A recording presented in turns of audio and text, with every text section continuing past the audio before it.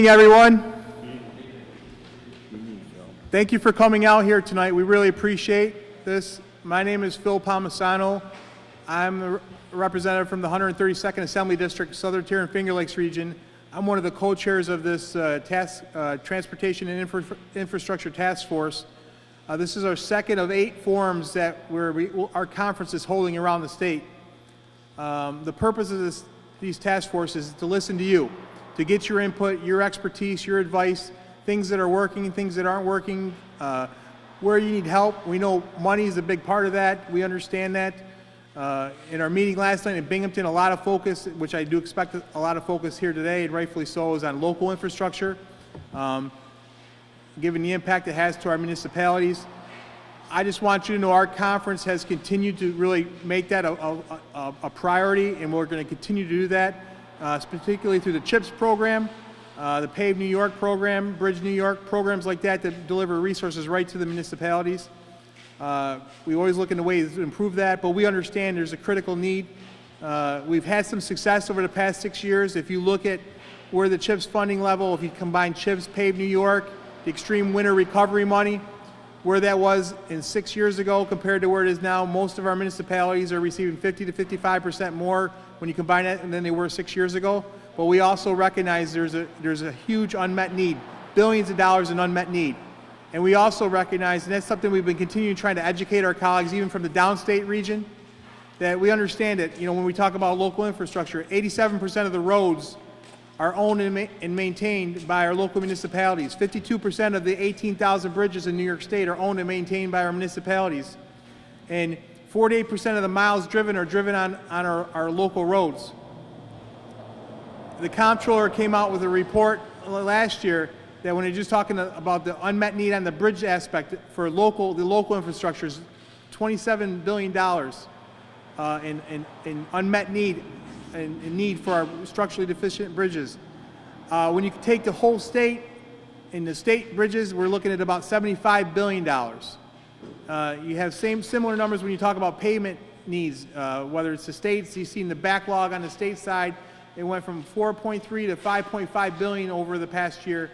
And I know on the local side, you have the same challenges. The purpose of this task force, again, is to gather information and your feedback. Again, to let us know what's working for you, what's not, and to let you know that we're going to, when these task force meetings are complete, these forums are complete, our conference is going to be putting together a package, a report that we're going to be sharing with the governor and the legislative leaders on things we need to address, critical need. We recognize we need to be proactive in this issue. We can't be reactive. We can't be reacting, when there's a tragedy or a bridge collapse, and we need to be proactive so we don't have that type of tragedy happening. We need to make these critical infrastructure investments. And so we'll be calling you guys up. I know many of you called, to ask for just some of your input. Those of you called, your recommendations, and then we'll have some questions and kind of based on some of the input we've already received. So at this time, we also would like to say thank you to our host, Gary Finch, and Assemblyman Will Barkley, and the Cayuga County Highway Department for opening up the garage here. And I love the pictures behind us. I think it really talks about what it's all about and the work you do here. So thank you, Gary and Will, for hosting. And you'll be hearing from them shortly. And it's my privilege to introduce Kevin Byrne, my co-chair. Kevin? Thank you, Phil. And thank you to everyone for coming out this evening. As Mr. Palmisano said, yesterday was our first task force meeting over towards the Binghamton area. And we got a lot of interesting feedback. Certainly the financial aspect, the need to invest in our local and state infrastructure is a very critical part of what this task force is all about. But certainly a lot of other issues we heard about and listened to folks was about some of the regulations that our local municipal leaders, counties, and have to deal with, some things that could potentially drive up the cost. And then, of course, some of the things we hear about, too, is the public safety aspect. Not everyone thinks about that, but when you're talking about our local infrastructure, our roads, our bridges, these are the same roads that our first responders travel on, and when people work on those bridges and roads, that's something that's definitely important. And it hits everything. We talk a lot about the CHIPS formula. My colleagues talk about up in Albany a lot. The great thing about our infrastructure is that everybody uses it, right? It helps with tourism, economic development, business. Everyone can benefit when we properly invest in infrastructure. And there is a lot of unmet needs in this state. Mr. Palmisano talked about the state comptroller's report. I know the CNBC did a report earlier this year, and they actually ranked New York State's infrastructure as the 7th worst state in the entire nation. So again, there's a lot of work that we need to improve the situation, but we can't do it by ourselves. And I know Brian Kolb, the leader of our conference, these task forces are very important to him in our conference because we want to be out there in the community. We want to listen to the people that are the boots on the ground where the rubber hits the road. And that's why it's so important that you are here to tell us your side and how we can do a better job for you. And I just want to say thank you again for being here and having the opportunity to listen to your words. And with that, it's my privilege to introduce my colleague to my left, Mr. William Barclay, to say a few words. Well, thank you, Kevin, and thank you, Phil, for both coming here to Central New York to address this very important issue of infrastructure. And I also want to thank everybody coming out tonight. We really appreciate when the highway supervisors come down to Albany and march and wear the orange shirts. It's a great photo, and it's great advocacy. And as a result of your hard work coming down to Albany, as Phil mentioned, we've been able to get more CHIPS money into the state budget. So I want to say thank you for doing that. And we figure you guys do such a good job coming to Albany, we'll come to you this time. So it's great to be here. I want to appreciate my colleagues coming all the way here to Central New York. And I want to thank Gary for agreeing to host us in this beautiful setting here in the town bar and the county bar. And hopefully we can drive some heavy equipment when we're done with all the speaking, correct? So thank you very much. I'll be brief. Thanks, Phil. I want to welcome my colleagues here, certainly Phil Palmisano, who I actually sit next to him in the Assembly Chamber. Will Barclay sits on the other side of Phil as well, and Kevin Burns, who is really the new guy on the block. So we welcome you. I want to thank Highway Superintendent, County Highway Superintendent Bowen as well for hosting this event, providing this wonderful atmosphere. This is exactly what we're looking for. Exactly what we're looking for. The trucks, the garage, you guys work in every day. And I want to thank everyone that came, every one of you highway superintendents, how important your job is. I've often said this, I don't understand and can't quite grasp how you are able to do so much with so little assets that you get. It's amazing. The state of New York could learn something from the way you guys put your roads together, and women, as you do a wonderful, wonderful job. But it's falling apart. We have not been able to do anything about our major construction on infrastructure for probably the last 50 years. Now we're beginning to pay for it. We're going to rely on you for information that we're going to need to be able to put the package together to present to the governor about more funding for local highway superintendents in your projects. So thank you for being here. You need to be vocal. You need to be militant. You need to speak out about your needs. Squeaky wheels do get the grease. So thank you for being here. Thank you, Gary. So we're just gonna, from those of you who contacted us and responded, we're gonna call you up and ask for your feedback, and we'll have some questions. And then at the end, if there's someone who didn't respond, if you have a comment that you want to add into, we'd like you to continue to be participating in this. So if your name's not called, we'll open it up for everyone else afterward. Our first person we're going to hear from is Stephen Fedrizzi, President of the Cayuga County Town Highways and the Town of Venice Highway Superintendent. Stephen? You can go right over at the table if you want. The mic, they're trying to catch the audio on the mic, so it's not really going to help them hear you more, but they'll hear you better. First of all, on behalf of the County Highway Superintendent Towns Association, I want to thank you folks for coming and listening to us. Probably the biggest aspect that we face here is our funding, which you folks know. CHIPS funding hasn't gone up in 6 years. It's been held at $438 million. And over the last 6 years, the price of fuel's gone up, the price of stone, the price of oil. So we're really feeling it to keep our roads up to snuff. That we need to see an increase in chips this year. A lot of us are frustrated too, knowing that our governor spent a lot of money on road signs that, first of all, weren't legal, and second of all, he's not obeying the law that says he needs to get them down, and we're going to lose $14 million in funding. So if we lose that $14 million, where's our infrastructure going to go then? We're just looking for more chips. That'll really help. The extreme winter recovery and the paved New York is a huge thing for us. But bottom line is we'd like to see more money in our chips. So unfortunately, a lot of us couldn't make it to Albany this year because the governor shut down the thruway. The buses wouldn't take us there, so we didn't get heard this year. But we'll be there next year with a vengeance. So that's all I have to say. And thanks again. Yes, and we might have a couple questions for you too, if that's okay. But yes, I agree with you. The CHIPS thing is something we continue to push. You know, obviously, if the paved New York and winter recovery go through the CHIPS formula, but what our advocacy is continue to be, and we'd rather see that rolled into the CHIPS base aid. You know, because the CHIPS has been flat as a form, but you know, with the paved New York and the extreme winter recovery, that's helped add into it. But we want to see that into the base aid as well. And we certainly were disappointed last year when I tell you, when you have 700 highway superintendents up in Albany with orange shirts on, with the storm that we had up there, and it really kind of put a emphasis on the challenge that our municipalities have with the weather. And a couple questions I wanted to ask to you as well.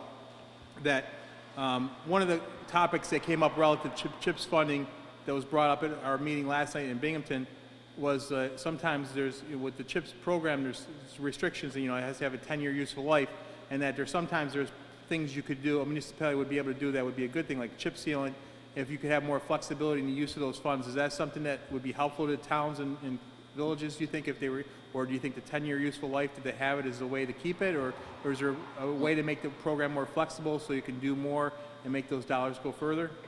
Definitely. We just talked about this at our highway fall conference last week, that they're going to start monitoring that more. Some guys are sneaking in there maybe 6 years, they're re-chipping roads and getting it in, and said that they're going to start monitoring that. 10 years is way too long. 4 to 5 years would be better. If we go more than 5 years, a lot of chipped roads, they won't hold up. Most of us are doing them 4 to 5 years now, so if they could decrease that to at least 5 years, that would be great. Stephen, another question that we talked about last night was the Bridge New York program. Wondering the experience that you and your colleagues are seeing in that program. It's a great program, but one of the complaints we heard about it was, from year one to after they changed the application process, which made it a little bit more burdensome and a lot more work involved, and some smaller towns don't have the engineers to kind of help with that type of process. Would the Bridge New York program, and from your perspective, is it successful? And what ways can we make it to improve it? Because one thing we pushed forward, had some successes, is including culvert funding in the Bridge New York program, and certainly looking at ways to expand opportunities for culverts, because most towns have culverts, not all of them have bridges. So is any recommendations or thoughts on the Bridge New York program and things we can do to make that better? Well, it's funny you bring it up, because I just put in for a bridge fund grant this year, and the paperwork was astronomical. And thank God that I was able to fall on the county's engineer for some help, because a little town like I am, my budget, I wouldn't have been able to afford an engineering company to come in. So I did most of the application myself.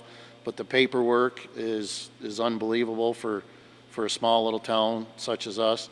And then, they're trying to only award a few towns or a few bridges. Cayuga County's probably got, I think, is rated the second in the state for bridges that's poor conditions, just below Seneca County. So it'd be nice to be more awarded than 1 or 2 towns, or with the county in the area.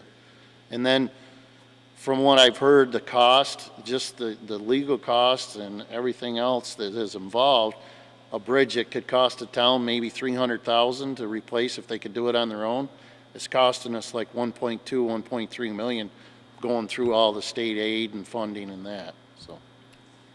That was another issue that had come out relative to rules and regulations on the bridges. Like especially when you get a federal aid project that comes in for a bridge, it's 80% federal reimbursed, and state and local has a share to that. In some of the conversations we've had with some of our highway superintendents, even on the county level, said that they could do, because of the state, some of the requirements, federal and state, like for example, the number of inspectors on a site that are needed to be there, that's in the state manual, and that adds a tremendous amount of time and cost to the project, and that if they could just get if they didn't have to follow those specific guidelines, they still could make a safe bridge at probably like a fraction of the cost. Is that something that you see and witness? Yes. Yep. Is that something you guys could provide us certain specific examples on where certain changes in the regulatory process or some of the mandates that might be helpful that we could do at the state level to kind of push on?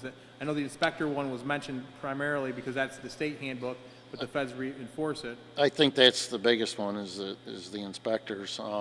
You know, like I said, I won't know probably till the end of next month. They said at the conference is when they're going to start awarding the bids, but I've talked to some guys in the area in other counties that have gotten the Bridge Fund New York and said they'll probably never put in for another one because it was such a hassle and the time constraints on the funding. Do you by chance have a copy of the application from the first year, which was just a one-page application from my understanding to the more complicated application? I don't have it with me, but I do at home. Is that something you would mind getting to us and sharing with us? Sure. I mean, we want to try to get that and kind of, that's something we can go back with and try to ask some questions about too. Sure. Sure. Well, thank you for being here again, sir. And I know Phil asked a lot of good questions, and it sounds from every highway superintendent we speak with that the reliance on the CHIPS program is vital for their paved program. And yesterday evening we heard that some folks were like, that is their repaving program, is the CHIPS funding. It and is. So it's kind of hard to develop their capital plan for, you know, whether it's short term, long term, 2, 3, 5 years.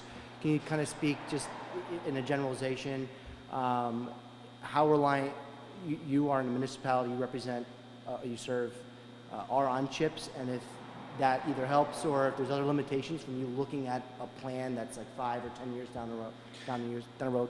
Well, I basically count on my CHIPS in my town to do most of my work. My little town doesn't have a very big budget. We're mostly made up of dairy farms, not a lot of tax income in my town. So the CHIPS is huge. If we lose the extreme winter recovery and pave New York, I don't know what I'm going to do. And I believe the rest of the guys in our area, that's what they survive on is the CHIPS. So if the 10-year thing does come into where they're going to really start regulating it, I think you're going to see the roads are even going to go downhill even further because we can't chip them every 5 years like we say if they're going to tell us. So, and the other thing at the conference last week, I think a lot of people were frustrated with is the money that our governor is spending on things like the New York State Fairground, $50 million. Well, it's great to try and promote tourism in New York State, but if we can't get to the fairgrounds because you're getting flat tires from the potholes or, you know, what good is it? Put the money in the infrastructure first, get them built up, and then build your fairgrounds or your welcome center here in New York, you know, in Auburn. So. Thank you. I know that's something we've discussed yesterday evening. Part of it's just setting priorities. And like you said, tourism and economic development, if you don't have the infrastructure, then the rest of it isn't going to fall into place. Even some discussions we've had about dollars from the taxes and fees through gasoline, portions of it have gone to the general fund, so maybe there's ways that we can make sure that goes for its intended purpose into infrastructure. So thank you. Thank you. You know, one of the governor's, thank you for being here and for what you've spoken about so far. One of the governor's big pushes, consolidation and shared services, which I think we're all for if it ends up saving money and it can be successful. Are you guys doing anything specifically with shared services that, or is there more we can do in government to encourage? Our county administrator just adopted the shared services program, but before he came to our county in that, I can't say that we didn't already do more than I think a lot of counties already do. Working with all the towns, we have a really good working relationship. I've had some other administrators come in from other areas and said they can't believe how good that our towns work together and work with the county. We're just, I don't think there's any more we can do. Do you do it on a formal basis or informal or both? Just informal, pretty much, yep. Yeah, that's what I found, I talk about sometimes getting rid of towns, getting rid of villages, and doing more shared services. It turns out, for the most part, you're already doing all that. Yeah. In our towns, in the south end of the county, I think there's 6 towns that share the code officer. There's 5 or 6 towns that share the dog warden and that. So, they're stretched out pretty thin now. So. Thanks.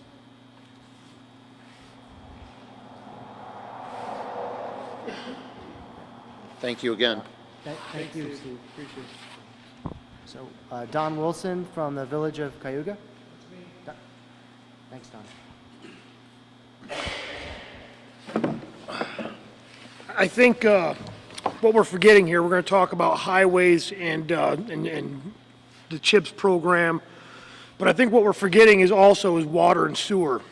I come from a municipality, of Village of Cayuga. We're only roughly 300 houses. We went through the town of Aurelius. We ended up getting our water from the city of Auburn all the way to the Village of Cayuga. We didn't get any state aid on that. So what we ended up doing for water and sewer is building an infrastructure and putting that $14 million cost on 400 houses. Roughly breaks up to a 30-year zero-interest bond that we got from the state. It cost each household $412 a quarter for water and sewer. That's reality. That's reality. I mean, these people, you as a trustee on a village board in a small town, in small town USA, I can't look at my neighbors and tell them I'm going to raise their taxes to pave a street. Not when they're paying $1,200, $1,600 a year for water and sewer. I can't tell them that we're going to go buy a new dump truck or a new backhoe or a new snowplow or we have other issues where we have healthcare costs that are going up with our DPW guys. This year we ended up having to raise taxes just to cover those healthcare costs and a 2% raise for our DPW. That all goes along with this, with what you guys are looking to do here. I mean, we have some roads that are failing in our village. We tried to fix them this year. The CHIPS money wasn't enough, and we weren't going to bond out more money and raise taxes to fix a road. I don't really know, but what he was just saying, he's 100% right. You cannot stretch these roads any thinner than what we're stretching them now. And as far as shared services goes, I'm not trying to bash you guys, but it's obvious you guys aren't from the area, because these guys have been doing this. I'm 38 years old, and I know these guys have been doing this for 50 years. If Union Springs or Cayuga or Aurelius or Fleming or any of these guys pave a road, all of those guys are there doing it. The trucking costs, and I work for a municipal services contractor who does work right here in the city of Auburn. I know what those costs are. You start paying prevailing wage to start putting in sewer and water and paving roads. These guys are trying to do it on what they make as a salary on the taxpayer, but when you start bidding these jobs out and you're talking about paying laborers $50 an hour, operators $70 an hour, those costs, I'm not saying that prevailing wage is a bad thing, I'm just saying that those costs, they come up real quick. And it's hard to talk to middle-class America and tell them, hey, we're going to start raising your taxes to fix roads. Well, wait a minute, you just raised our taxes to fix water. And these people are paying for this for 30 years. So if we bond out a couple $1 million road and you got to bond it out for 25 years and you're raising taxes $400 a year per household, what's the next thing you got to bond out? I mean, we all have failing infrastructure, not only streets and sidewalks and sewer and water, but now you're talking municipal buildings, schools, they're going to be raising our school taxes too for buildings. I mean, so CHIPS is a great thing. But I really, he's right on the money. Our governor's priorities are just not in the right place. A nice fairground's great, but so's drinking water. So's a street to drive on. So's having people who can come here and actually buy a house. Because I know that when people come here and they look at how much we're paying for school taxes, village taxes, town taxes, I don't think it's the weather that is a driving factor for people to want to move out of here, whether the governor wants to agree with me or not. I really appreciate you guys coming and hearing us out and taking what you got to say to us to Albany, because hopefully we actually make some noise down there. I Don, thank you for your time. Thank you for being here. A couple questions for you. I just want to assure you that if you mentioned water and sewer is a part of this task force discussion. It was part of our discussion last night. One of the points we brought up is that, one of the ideas that's, there is legislation in Albany. We kind of wanted to get your guys' feedback on it too. The CHIPS program is a popular program because it's basically bringing your state tax dollars back to your local community so you can make the decisions with what roads or bridges or culverts to fix. The idea has come up with why not a CHIPS-like formula for water and sewer to our municipalities that they can have and use as they need it, or bank it as they need it and fix. Also on the water and sewer side is that the legislature in the budget did pass a $2.5 billion funding program to help with water and sewer. There's an application process to go through that, but that's something that continues to get more of a priority from the legislature. And the fact of the matter is, we could talk about roads and bridges, but what good is it to pave the road if the water and sewer underneath it is a mess? Then you're throwing good money after bad, and that's something that's a part of this discussion and will continue to be a part of this discussion. I think, Don, one point you mentioned is in giving a small municipality, or whether it's a village or a town or a small city, the tax caps, you're limited, and that makes it more difficult. And how much can you raise taxes above than just that cap part of it? And obviously the CHIPS program for you guys, one of the questions we ask, and certainly as you guys come up, please let us know. Many of the municipalities that I've run into, especially in my area down the southern tier, sometimes the money you receive for CHIPS is all you have to do your roads with. That's it, and nothing more, nothing more above and beyond that. Sometimes, some municipalities put a little bit more, but mainly that CHIPS money, or the CHIPS to pave New York, the winter recovery, that's what you have to use. Is that something you guys experienced there pretty much? I think across the board, as you ask any of these guys, that's what we rely on. Otherwise, we're going to be looking to bond out to fix roads.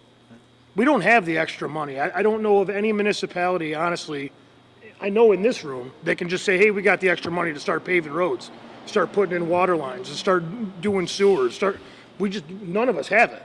It's just not here.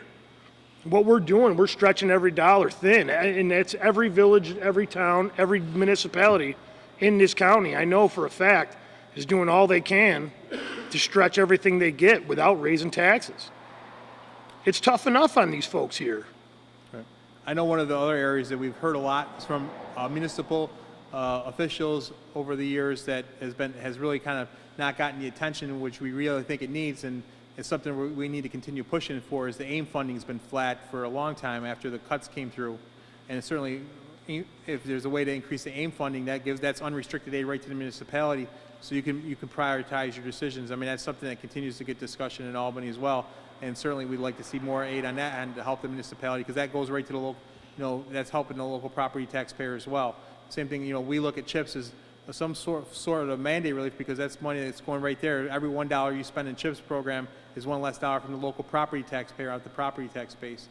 And those are the things we're looking at. And you pointed up some other points, good points that were brought up last night. Programs like, like the prevailing wage costs, or the MWBE mandates, or workers' comp costs. That all drives up your costs of your projects, and then your equipment, your materials, all that type of stuff becomes more of a challenge for you guys. So. Well, not to add a little insult to the injury here, but if you took the $50 million that we've spent and plus more on the fairgrounds and gave it to our county highway supervisor and spread it across the county, I'm sure that money would go a lot farther than what that fairgrounds did, especially between here and Seneca County.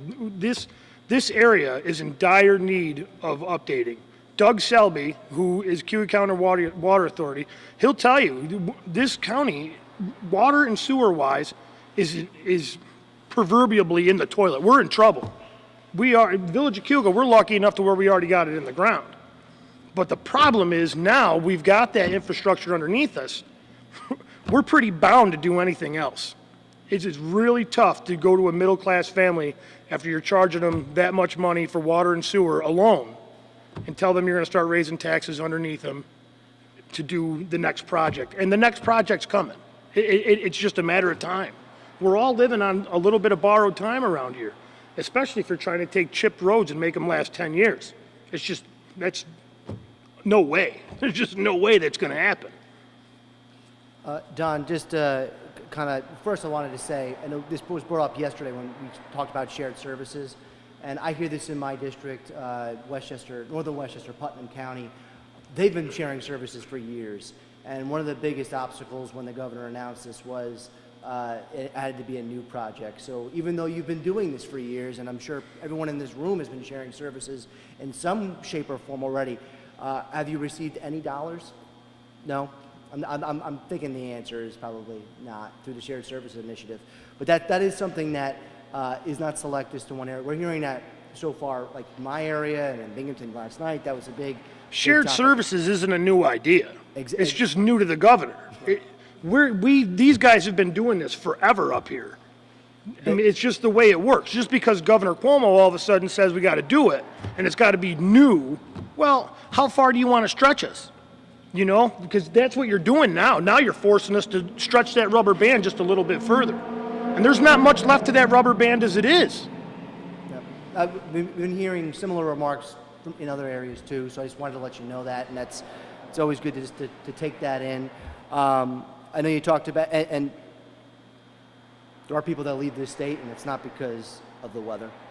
It's cold in Pennsylvania too. But some of the funding issues and whether it's sewer and water or infrastructure, can you point to some other,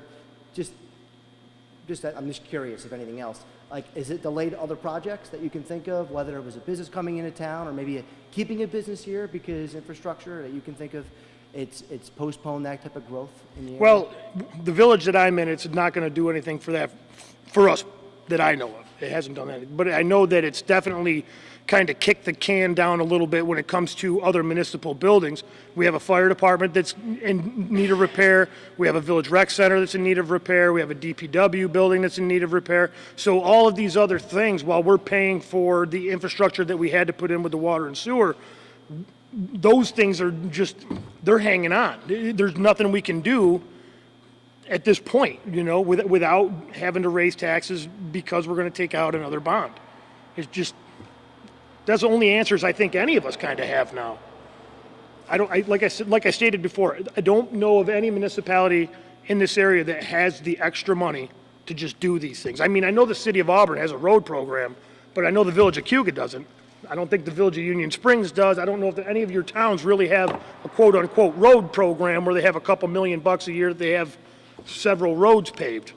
I know the city of Auburn does, but of course, the city's the city. We're a small town outside of the city. We all commute here for the most, well, I know I commute here to go to work. Thank you, John.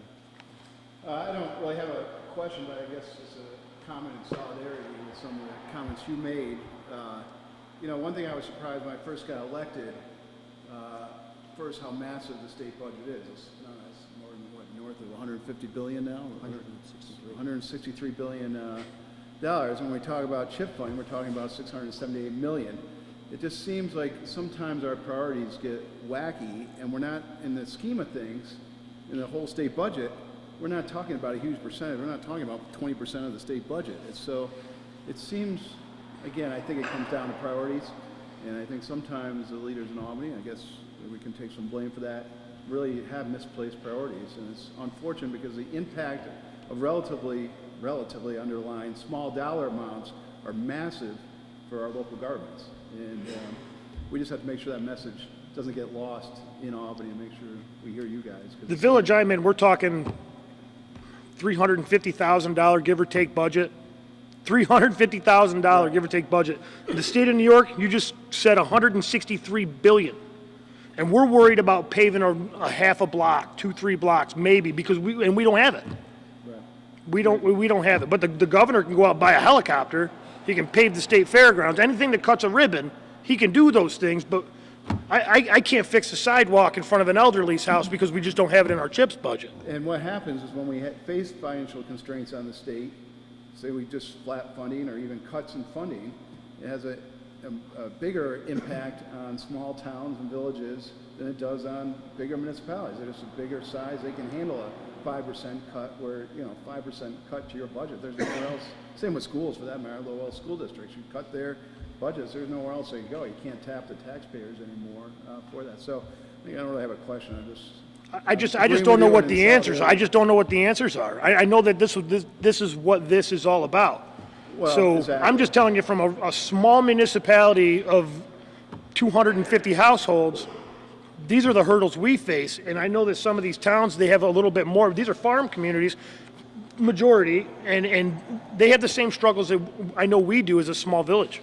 I think one of the answers is doing exactly this and making people, when they talk about infrastructure, a lot of people's eyes just glaze over. You talk about other issues, a billion, Buffalo billion or something, that sounds great and exciting. That's going to be the answer, or maybe improving the state fairgrounds or whatever. But when you talk infrastructure, it's not all that exciting, I guess, for some people. So I think the idea that you're here, you testify, we're doing this, and certainly coming down and advocating in Albany, I think that does make a difference. We just got to keep at it. I don't think a state fair is a bad thing. Yeah, That's not my point.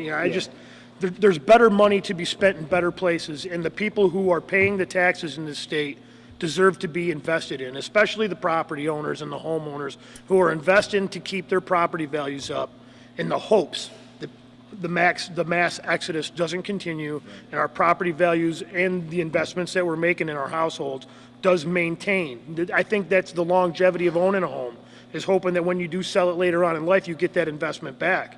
But when you have that exit happening in upstate New York like we do, there's a little bit of a fear there. Did I make the right move investing here? And like I said, as a municipal leader, I don't have the heart to tell my neighbors that we're going to raise taxes on them and expect them to maintain their property when we can't maintain the grounds underneath it. I know Gary's going to go down to Albany and advocate to get a gondola going from the village of Cayuga all the way to the State Fair.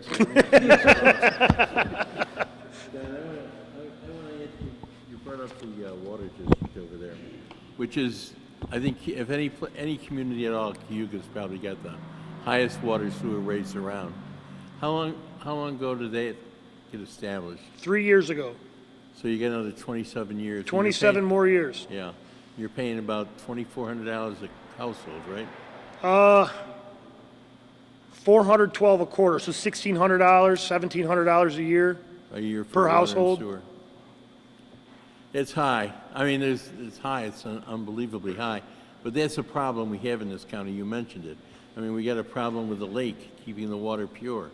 Those are all issues. And then this water district that moved about.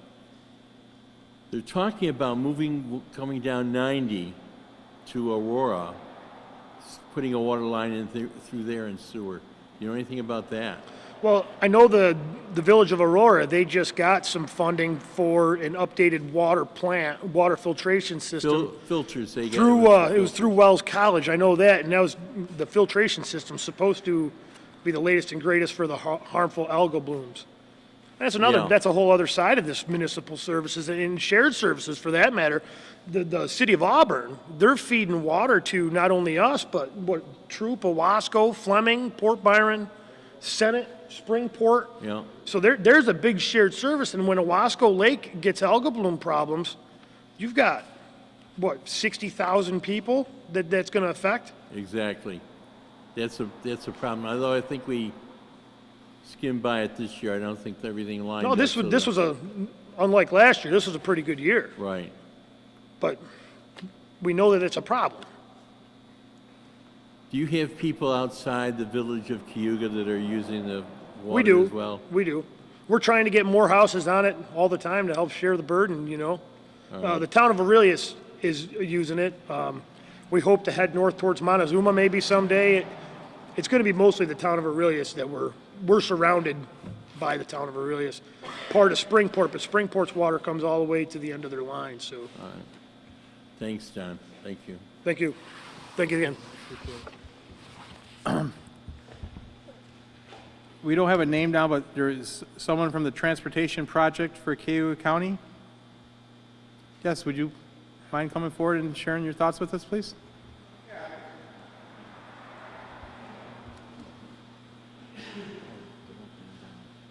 Huh? That was Dan Brown.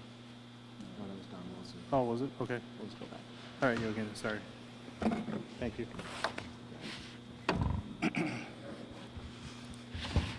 Hi, my name is Tom Schuster, and yeah, I was asked to come here by my director, Transportation Project of Cayuga County.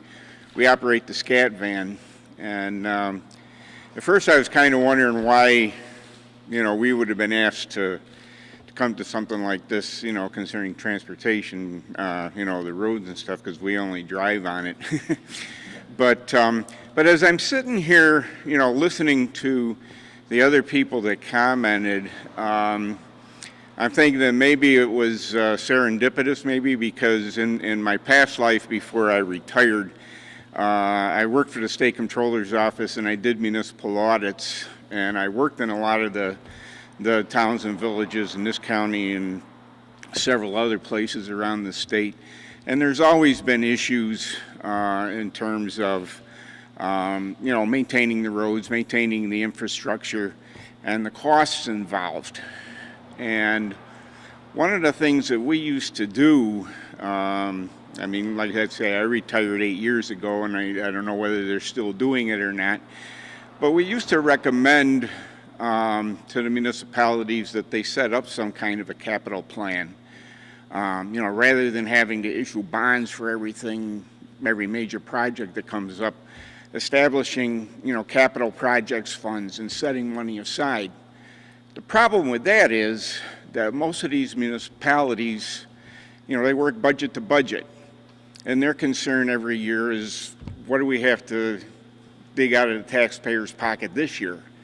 And it's kind of hard for them to go to the taxpayers and say, we want to take money from you this year for something that we're going to build or fix up 5-10 years from now. And so the ideas of capital projects funds, didn't always, get serious consideration. But listening to people here tonight and talking about things, and it kind of sparked an idea in my mind.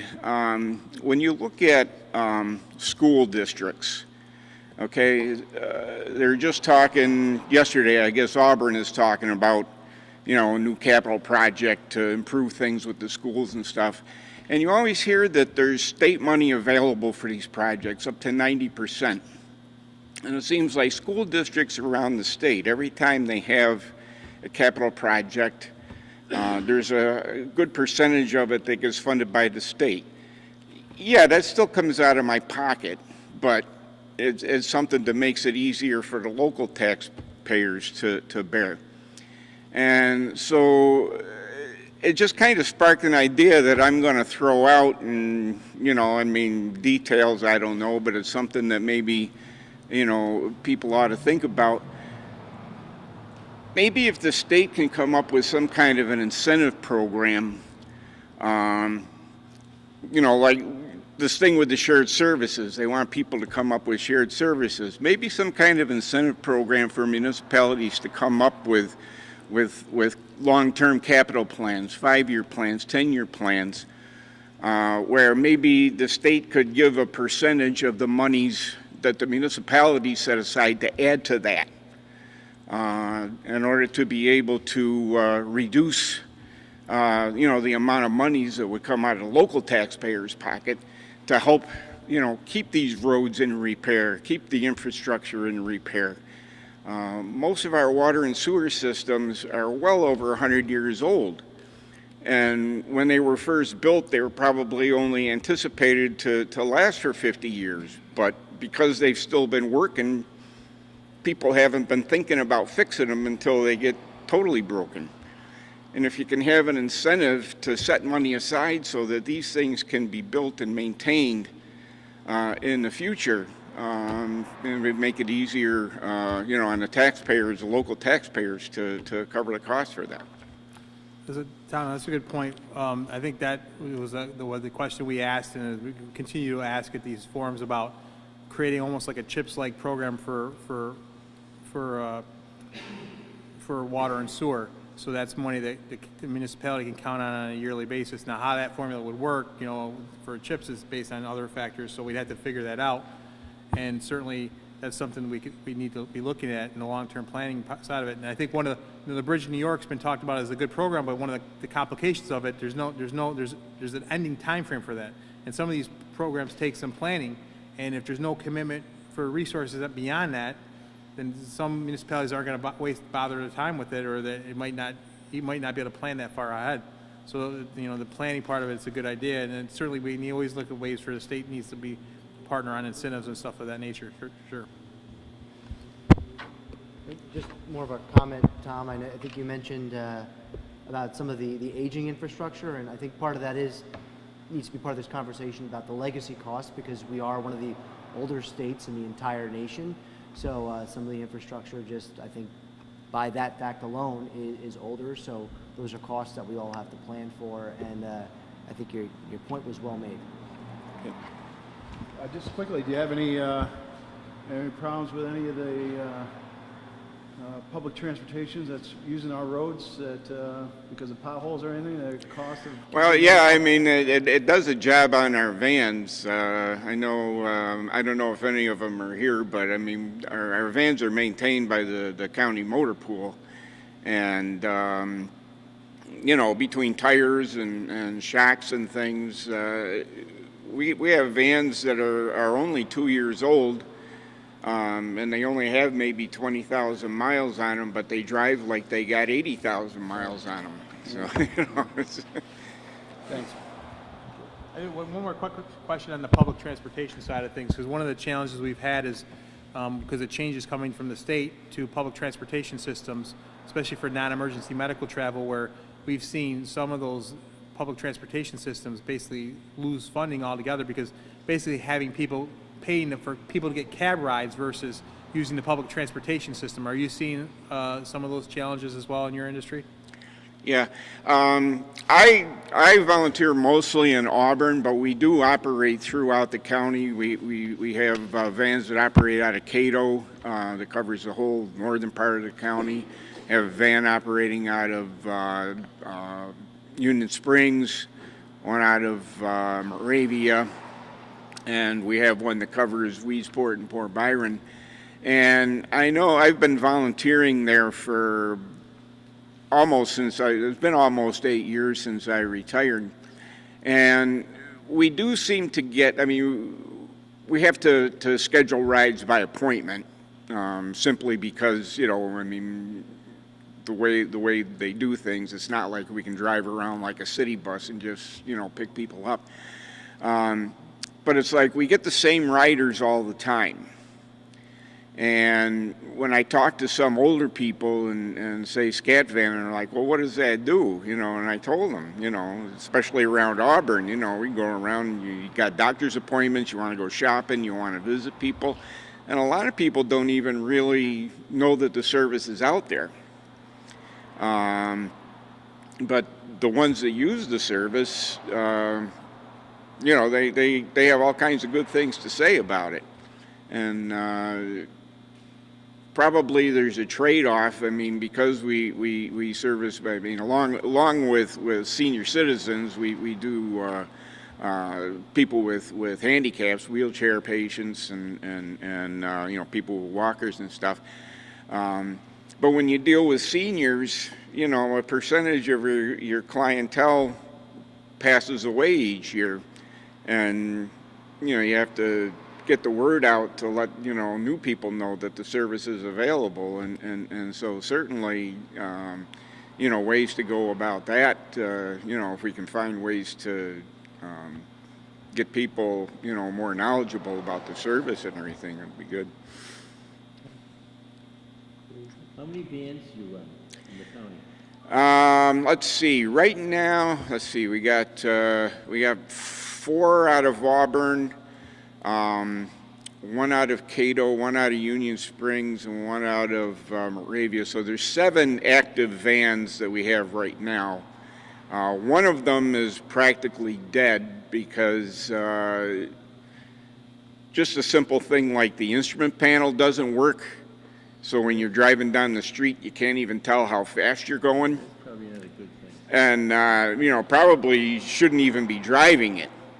But to fix something like that, the labor intensity involved, it costs thousands of dollars, and this is a 10-year-old van, and we're expecting to have that replaced next year. We've got an order in for a new van. Do you have any idea how many people you serve in the course of a year, or how many miles? Offhand, I don't. We can get you that information. We just had our, just a week ago, we had our annual dinner to thank the volunteers, and she threw those numbers out at the dinner. So she has them, and I can make sure that she gets those numbers to you. So if you want to, give me something where we can send those. How many volunteers do they have? Oh, that even I should have brought the program because it had everybody's name. But throughout the county, we've got about 40 or 50, I think, total. Yeah. Thank you for what you do every day of the week, volunteering. Basically, yeah, we run Monday through Friday. Personally, I volunteer 2 days a week. I do a local route on Friday. We also, along with the other stuff that we do 2 days a week, Mondays and Tuesdays, we offer services for people to go to Syracuse for medical appointments. And that we call them donations, but they're, to go to Syracuse and back, we ask for a $25 donation. Okay, a medical van to do the same thing will cost you several $100s, so it's a bargain. But yeah, I mean, most of our money comes through. If you bring a number of patients, Pardon? clients to Syracuse for medical attention, they all go to the same place, do they? They must get different places. Yeah. There's several different. One of the biggest places we do. There's a retina center out in the eastern part of Syracuse, and we have people going there, a couple of people every week. That's one of the popular destinations, and but like basically any medical facility. You drop them off, you come back and pick them up, you wait for them. Actually, no, we'll wait for them. If the most I've ever had at one time is 3 people at the same time, all going to different places, so you drop them off, and when they're ready, they call you, and we just kind of wait for everybody to finish up before we drive them back. So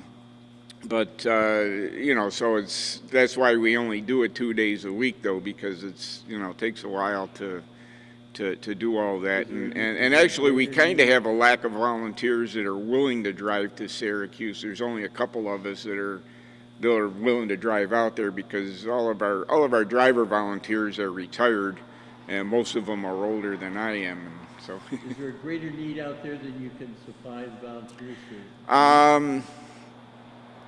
I would think that maybe if people did know about it, we've had some people ask for it, but because we're limited to 2 days a week.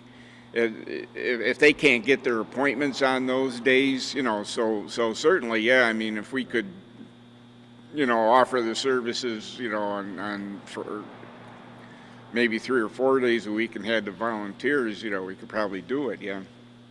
You mentioned the fact that some of your clients give a donation or pay, or where does the rest of the funding come from? Is it scattered about, or does it come from the state, or is it? We do get some grants from the state. Offhand, I don't. I know like a lot of the municipalities in the county will pay us. Sometimes $500 a year, $1,000 a year, $1,500 a year, depending. We do get the city of Auburn. We do get grants from. A couple of state agencies. Offhand, I don't remember what they are, but I can have her send you that information also. Yeah. Thank you very much. Yeah. Thank you. Yeah. Thanks so much. Our next speaker will be our host here, Dan Bowen, the Cayuga County Highway Department Superintendent. Dan.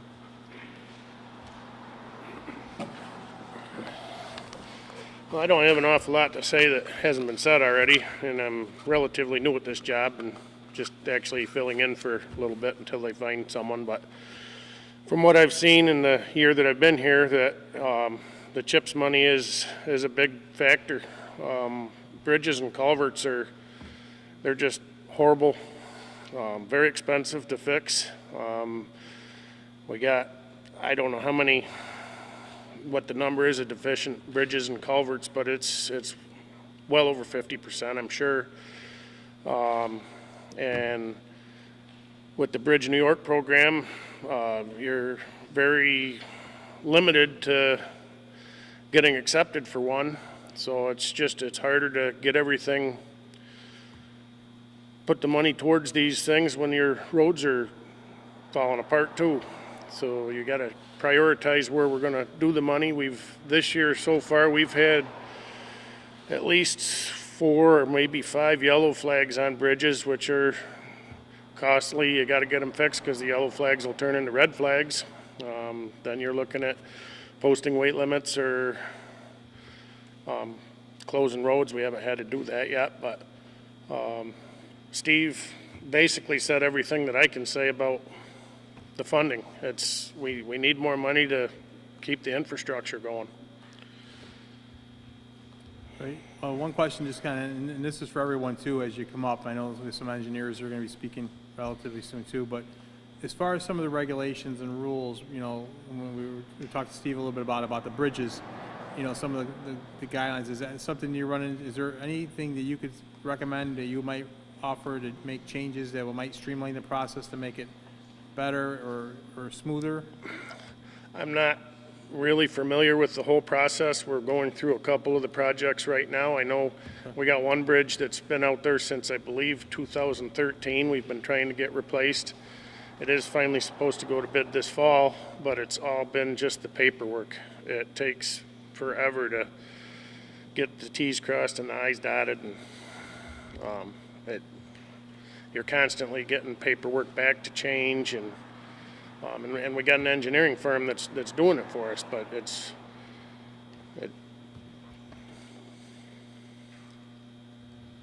Dan, do you have a prioritize the bridges in the areas that are of greater need?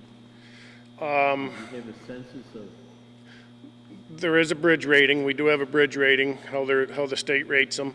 They get inspected every year, every other year, I guess it is, and they put a rating on them. So I do not know what the figures, what the numbers are on them right now. I can come up with that. We do have that. I just don't have it here. One of the other suggestions that came up at our meeting last night relative to the bridge program, because we talked about a CHIPS-like program for water and sewer. One of the county highway superintendents said, why not a CHIPS-like formula for culverts? Because there's so many municipalities that have culverts, and you know it might be easier way to measure that because you can just itemize how many culverts are in your municipality, and it's certainly a critical need in our municipalities. Is that something you think that might be helpful too? I'm sure it would be. That way you could set that money aside just for the culverts. I think that would be a very good thing. Because you're trying to prioritize, so I fix this road or this culvert based on the limited resources you have. And we've done a number of roads before the culverts, and nobody likes to see a road get paved and then tore up again to put a culvert in. Right. It's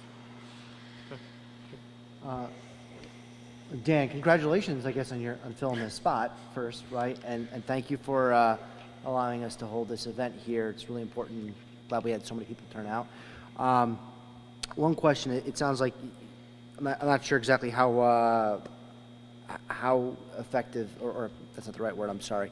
The different roads and bridges here locally, so I'm not as familiar with the area. Have there been any examples where there's been failures or lack of investment, I mean, perhaps part of the state, that, in your opinion, has like delayed perhaps first responders from responding, a road closure, or perhaps a culvert that has, you know, you think actually could compromise public safety in any way? Not maybe in the immediate sense, but that could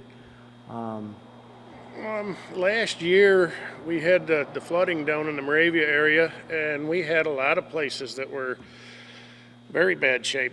Culverts washed out, roads washed out, and yes, there was a very much need for repair down there, immediate repair. And we didn't get any help from the state on that. That was all on us. And what was the timeline to try to make those repairs? And I mean, it sounds like it's pretty We extensive worked there all damage. summer, from the 1st of July until the 1st of September. We were, actually after the 1st of September, we were down there all summer long with 3 crews, just the county, not alone the towns and everybody that were down there that had the same issues. So we didn't get as much work done on our roads around here at the north end of the county because we were concentrating on the south end of the county with all our equipment.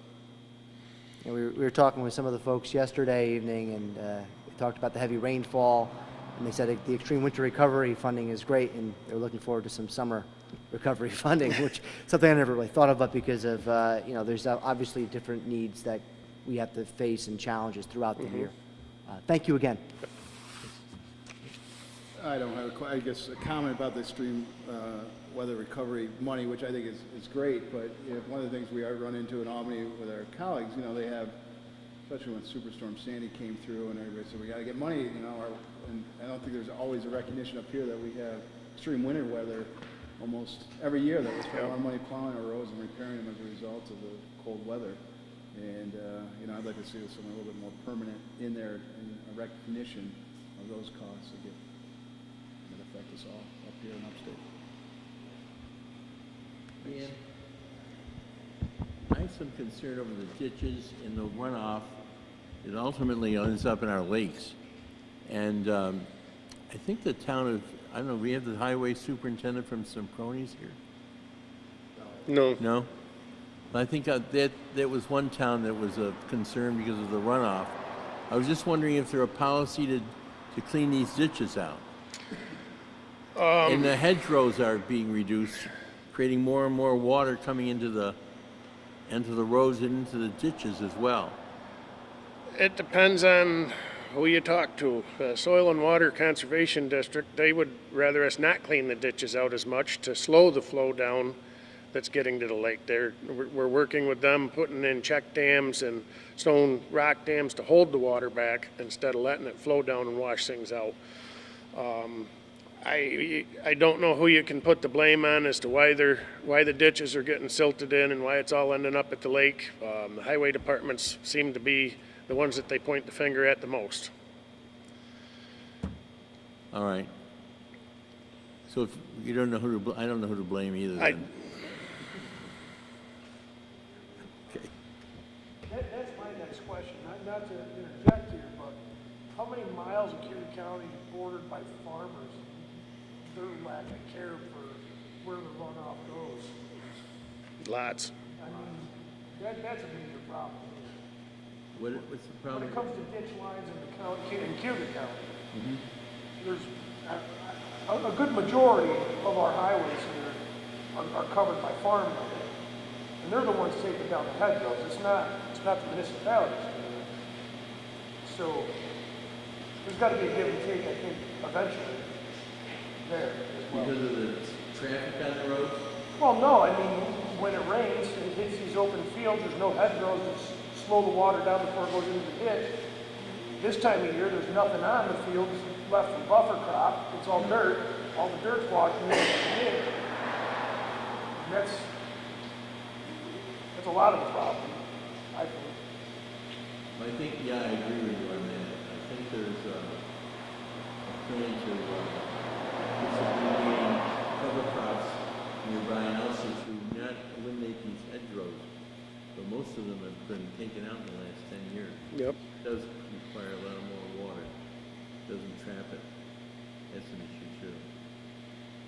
But now that they don't want the ditches cleaned out, Dan, is that what you're saying? We're trying to slow the water down. The ditches do have to be cleaned, yes, but We seem to get our hands slapped every time we're out there cleaning ditches. If you're not right behind them with a hydroseeding them, and they want the vegetation in there to slow the water down. What about in Union Springs specifically? And I know you're familiar with that because you live over there. They were talking about retention ponds as well. I never heard anything after some discussion by the engineers. Never worked, or they never initiated it. Do you know anything about that? No, I don't. You're talking about where the line goes through the middle of the village? Yes, near Gillespie. There is a meeting. So I saw a sign yesterday, there's a meeting coming up for that project, so I don't know any more than that. All right, thanks, Steve. But retention ponds do work. If you can, you wouldn't necessarily be able to talk a farmer into giving up some property, but if you can have a retention pond to hold the water and let it out slow after the fact of the storm, that would work. Okay. Thank you very much. Thank you for your time. Our next speaker is Richard Lee, CEO of Centro. No? Okay. Michael Altieri, civil engineer at BCA Architects and Engineers. Michael? No? All right. Bill Looping, Superintendent of Engineering Services for the City of Auburn.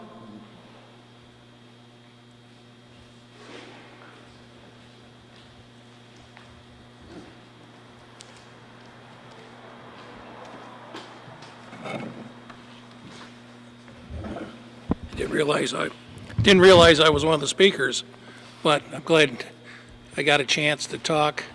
I'm basically from a municipality, which is different from the towns here, but we all share the same interest. CHIPS money. A few years ago, we might bond $2 million for our road program and get the reimbursements for CHIPS, and that helped us make our money go a little further. This year, I think we borrowed $400,000, and the rest is just CHIPS. So 80% of my whole program to maintain the roads in the city of Auburn, it's CHIPS money. Now, CHIPS comes with regulations. It's nice that we now can do microsurfacing, oil chip, but 10-year life expectancy, that's unbelievable. Really, the problem it gets to be is we're passing money out from the federal and state to this city. I know we have to have accountability, but we got to get back to the old revenue sharing, whatever, where you give us the money and let us determine how to spend it with you got to cut this red tape. I spend 3 times as much time on paperwork, competing for grants for the same kind of money that used to be doled out just normally. I mean, it's nice to get the headlines, oh, this person won this money, that one person won that money. There's only one pot of money, and when a couple people are the winners, the rest of us are losers. And like these guys said, it's getting to be an impossible job. Before, a lot of the money that we used to get from federal on these program might get $160 million. We, the 6 counties, decided how to spend the money. And the biggest thing is you fall through a bridge, you die. You hit a pothole, well, it's an inconvenience. And then a lot of money went on bike paths, visitor center, whatever else. Well, that's nice, and there's maybe 10% of the money could go for that. But we need to spend the money on bridges and culverts and roads. And like you say, out of the total budget, only a very, very small percentage is actually going to roads. And we've got to get rid of this red tape. I mean, there should be an emphasis. How can we cut the red tape? How can we get through this process? On average, we compete against this money in this 5-year program. So you put your IPPs in, we get a shot every 2 years. You might not get your projects approved. Then when you finally get approved, you're on year 4 or 5. Now it's 7 years since you put in your application. Talk about inflationary creep. Then we start to go through the process. And does the federal government and the New York State Albany, delegate the responsibility down to the regions. If Syracuse is the head of the region, let them make the decisions there. Don't be kicking things back up to Albany and to the federal government if you don't have to. I mean, this stuff where it takes 2.5 years to do a normal highway project to get through the design and all the rest before you can even go out to bid is unbelievable. But try a bridge, right? It's usually 3.5 years. Now, the thing that's amazing is this bridge, New York and culvert, they say, you guys got 2 years and we got to have it out to bid in 2 years. I says, I got to see the state move this fast. So we're just going through our first round. And they say that every time they get an application, they're going to put it on the top of the list. But that must be one big list, I'll tell you, because there's a lot of bridges and culverts that have been let out. And I don't know what's that going to do for the rest of the projects that the state normally looks. Maybe the 2.5 years becomes 4 years now on road jobs because we're hurrying up and do bridges and culverts. And that's nothing wrong with doing bridges and culverts quickly, but we got to get rid of this paperwork. And you can help us out. We used to do competitive bids, lowest qualified bidder. We didn't really care if they're, and I don't want to speak against minority or business or veterans or whatever, but you know, how long is this program going to last? I mean, right now, some of the money's tied up on the, you want a consultant, they got to farm out 38% of their work to a minority one, right? 38%. They can't even do the whole design themselves. All those specialists that they had in the department, they can't use anymore. They got to farm it out to other consultants. And the amount of paperwork we're doing is unbelievable. And I tell you, ever since we had the ERA money, and some got misspent, a lot of paperwork. We got consultants checking on consultants to check on the federal or the state to make sure, like if we pour concrete, you got to show, you know, get all the testing, you got to have it on a box, you got to have all the paperwork, you want a pile of dirt, it's got to be certified, and more paperwork. The paperwork is astronomical. We just got to get it out. There's a PE that signs says, I did it the right way according to the standards. You know, in there, and we have insurances and bonds and all the rest. There is accountability there. Right? You don't mess with the state, right? They're the big brother. They got the rules and regulations. If the designers have to do it toward the rules, they'll do it by the rules. But they don't need all this back and this checking. Just help us out, get rid of the paperwork, get the money back into the hands of the people to let them decide how is the best way to do it. And like they said before, these guys are working at county rates, city rates, whatever. We're not prevailing wage rates, right? And we can do so much more with our own people. Most of us can do it, if we farm it out, it costs us 2.5 times what we can do it ourselves, right? So that means that we wasted 60% of the money. You know, that's a big deal. We don't have much money. Let us do it with our own people. And the problem is, as we keep cutting, we're cutting people. And when we cut people, then it comes down to, do you want your people or do you upgrade your equipment? Well, I need the people. So we're all driving older and older vehicles and in worse conditions. And I'll tell you, we're going the wrong way. We used to get federal and state money to do beyond preservation, roads that were already shot. Now we don't do that anymore. We've got just barely enough money to mill and fill or oil and chip or microsurface. I'm spending this year probably 40% of my money on microsurfacing. That's a glorified oil and chip in a city thing that we're always, usually the lowest before was an overlayment. And that's considered a preservation. What happened to the reconstruction? We just don't, you can't afford to do it. So, I mean, some of those old streets that are shot, they're gonna really be shot because there's no federal help, there's no state help, and we sure as hell can't afford it ourselves when we're out there putting Band-Aids on, that. We have all we can do just to fill the potholes.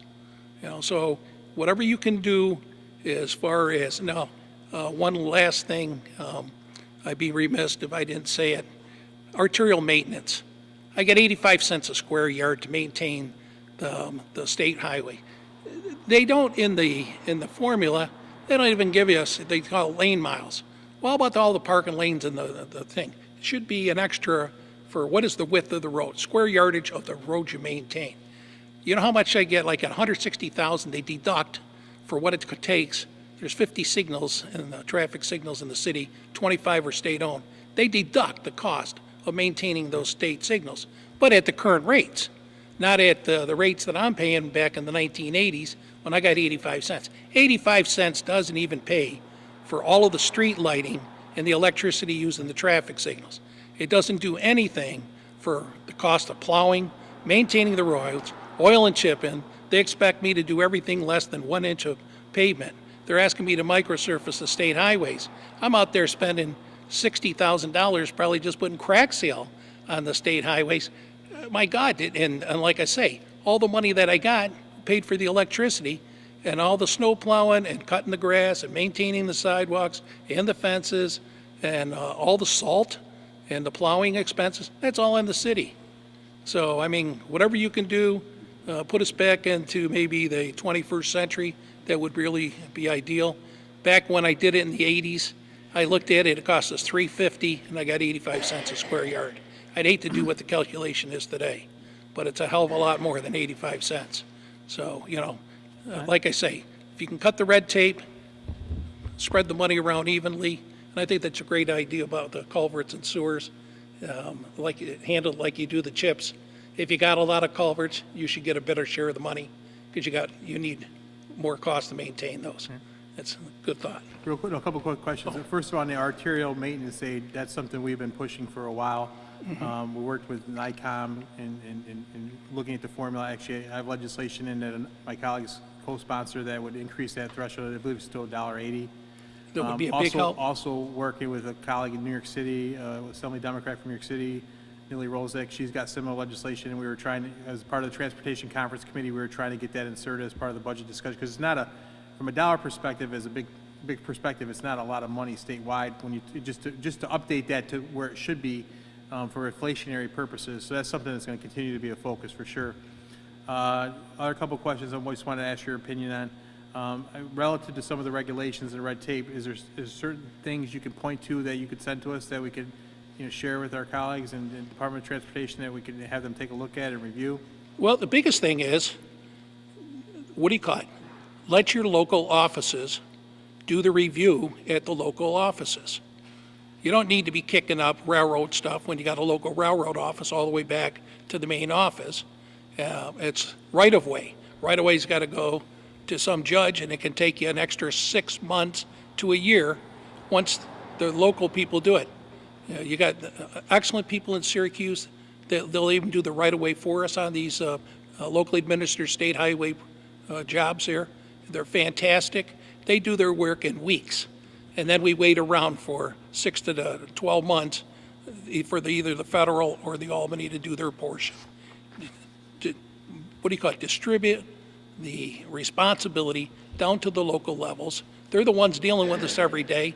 They got the professionals, right? And they can make the thing, make the process so much quicker. And if you could, you know, like I say, some of these, the red tape, you know, just think about how much it takes to do it, and you're making it so you have to have super consultants to fill out the form. This bridge and culvert, my God, the applications. Now, the nice thing, the state said, if you don't know how to do the culvert applications, put down what you think it costs, and we'll even put it in for you. Fantastic idea. You got these guys that got elected, they worked 7 days a week, 24 hours a day, especially during snow emergencies and all the rest. And then you expect them to go back and fill out grant applications that take weeks and weeks to fill out. It's unbelievable. I mean, it's nice they have competition. There's, like I say, winners and losers, but there's a lot of losers. It'd be better to spread the money around. Let the people decide where to spend it.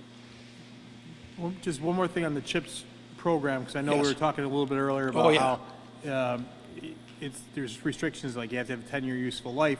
You talked about how I know that a few years ago we had the microservicing and some of the other things that were allowed. What would be the recommendations that you know, how much flexibility, what would be some of the thoughts as far as the changes to make it? Why even, you just give them the money. And as long as they can prove that they spent it on the whatever are the parameters that the money's used for, whatever the scope is.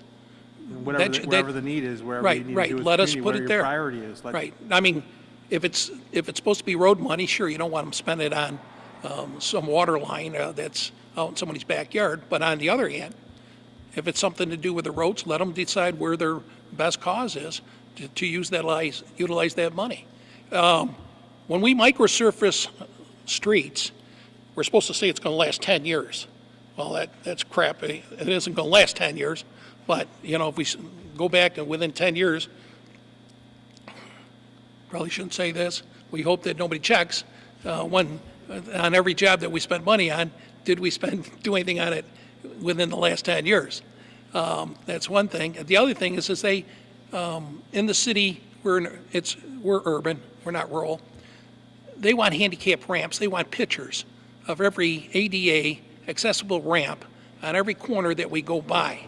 Now, I can pave maybe 10 streets, but when I do an intersection with ADA ramps on it for sidewalks, they're like $2,500, $3,000 each, right? And there's 4 corners. That's $10,000 to $12,000.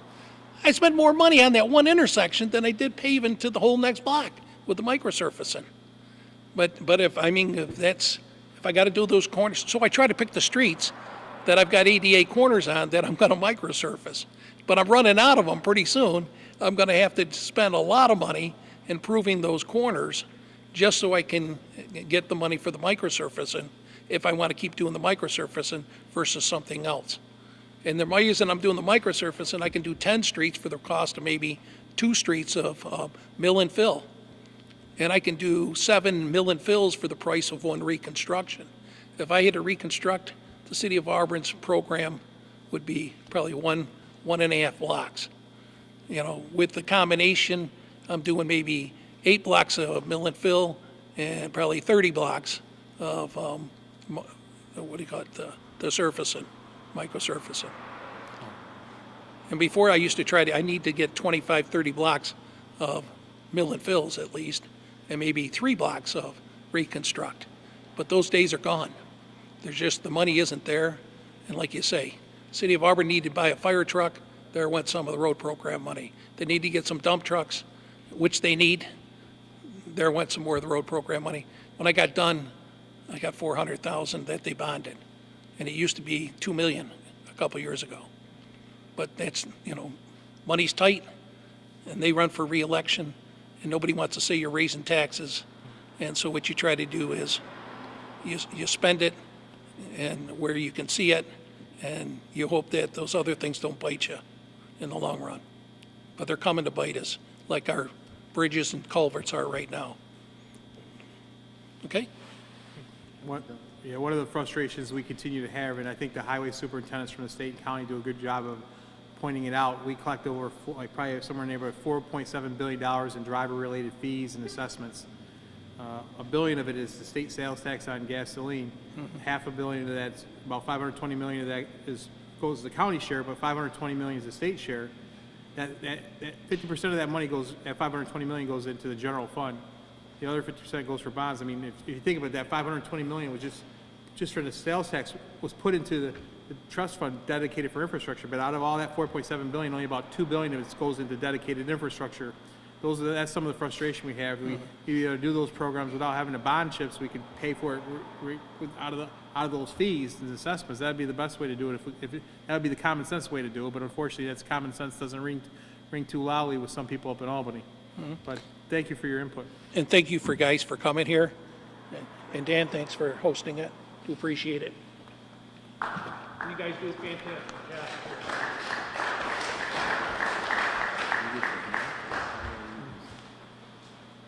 Next, we're gonna, if you don't mind, we have 3 officials from the village of Camillus.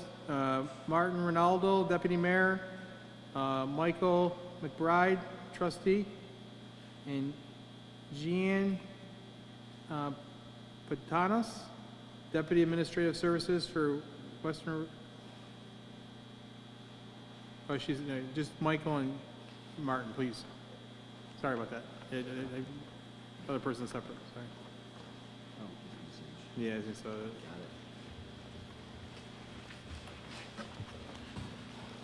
I'm a trustee with the Village of Camillus, Michael McBride, new trustee. Got elected in April, learning a lot about infrastructure and taxes and I concur with everybody here. I don't know how the villages have done it for so long, maintaining infrastructure. Like many of us said, sewers are aging, the water system, the roads. Villages and towns are having a hard time keeping up with all the expenses. All I can add is on top of that, the state, with increased vehicle traffic and stuff, builds new roads. And in the village of Camillus, they actually discontinued maintenance of Route 5 through the village of Camillus and left the village with the cost to repair the bridge, the state highway that goes through the village, old Route 5. And we still get the same amount, actually more traffic than we've had through the village, people coming from different communities getting to the state highway. I don't think it's fair that these costs are dumped onto the taxpayers of the village. I think the state should, when they're ready to abandon a road like that, still hold some responsibility to maintain that, especially if they're going to have traffic to get to their highways. What was the reason for them abandoning the road and They discontinuing put the maintenance? bypass in 695. When they did, state law, from what I understand, says you have to connect one state road to another state road. So in the state's wisdom, instead of connecting Route 174 through the village of Camillus to the bypass, they said, well, we don't want to maintain that bridge that's aging and going to need to be changed pretty soon. So we're going to take a left here and go up the hill and get on the highway on the top of the hill, abandoning all that main street through the village of Camillus. It happened to one of my towns in the town of Irwin when they did the interchange of Route 86 and I-99. If you ever go through there, there's a road that goes right through the village, and it's a 3-lane road almost because so it made it put more of a burden on the municipality. We had a big argument and fight with DOT. They even took it to court and lost, but yeah, so I know that they're known to do that, and I experienced that firsthand. But you're right. I think there should be an obligation for them not just to be able to just walk away from something that they were responsible for. Right. This year, because of that, we had sidewalks on the agenda to replace that were trip hazards and stuff that we had to take off, hold off on this year because we had to replace a large pothole that was causing damage to vehicles on the bridge there. So, I mean, that's money that comes out of the village taxpayers' pocket that could be used for a lot of other things, like the failing water systems and sewer systems and that. So, we do appreciate the CHIPS funds, although the paperwork is somewhat cumbersome applying for it, I found. Like some of the people stated, maybe if some of the money went directly to the villages to use as they saw fit, it would be more fruitful. Another thing that we had to deal with in Camillus is Onondaga County took our tax money away, the part of the sales tax that we got. So, you know, we relied on that coming in to help with infrastructure too, and now we no longer have that. We get a small payment in place of what used to be our share of the sales tax. So. We've had that happen in some of our municipalities down there. It certainly makes for more contentious relationship with the county. Oh, yeah. On the CHIPS reimbursement, and I know, because that was a question I've asked in the past where, is there challenges with the reimbursement, or is there delays with the reimbursement, or are they, usually a lot of that goes through the local DOT regional office, or are they helpful with that, or is it just more challenging, more requirements they're asking for you for that reimbursement? And if you guys have any suggestions that you would like I said, recommend I'm that we could a put fairly forward, new that'd be great. trustee, but I know that there's a lot of requirements for us to complete before the CHIPS money comes through. You know, I can't really Any suggestions any of you guys have on that we could pass forward to our counterparts in DOT, please share that with us too. Thank you. Thank you. Thanks for being here. Thank you. Thank you, Mike. Our next speaker is Sarah Jeanne Patanis from the Director of Administrative Services for Western Area Volunteer Services in the Village of Camillus. Thank you for being here.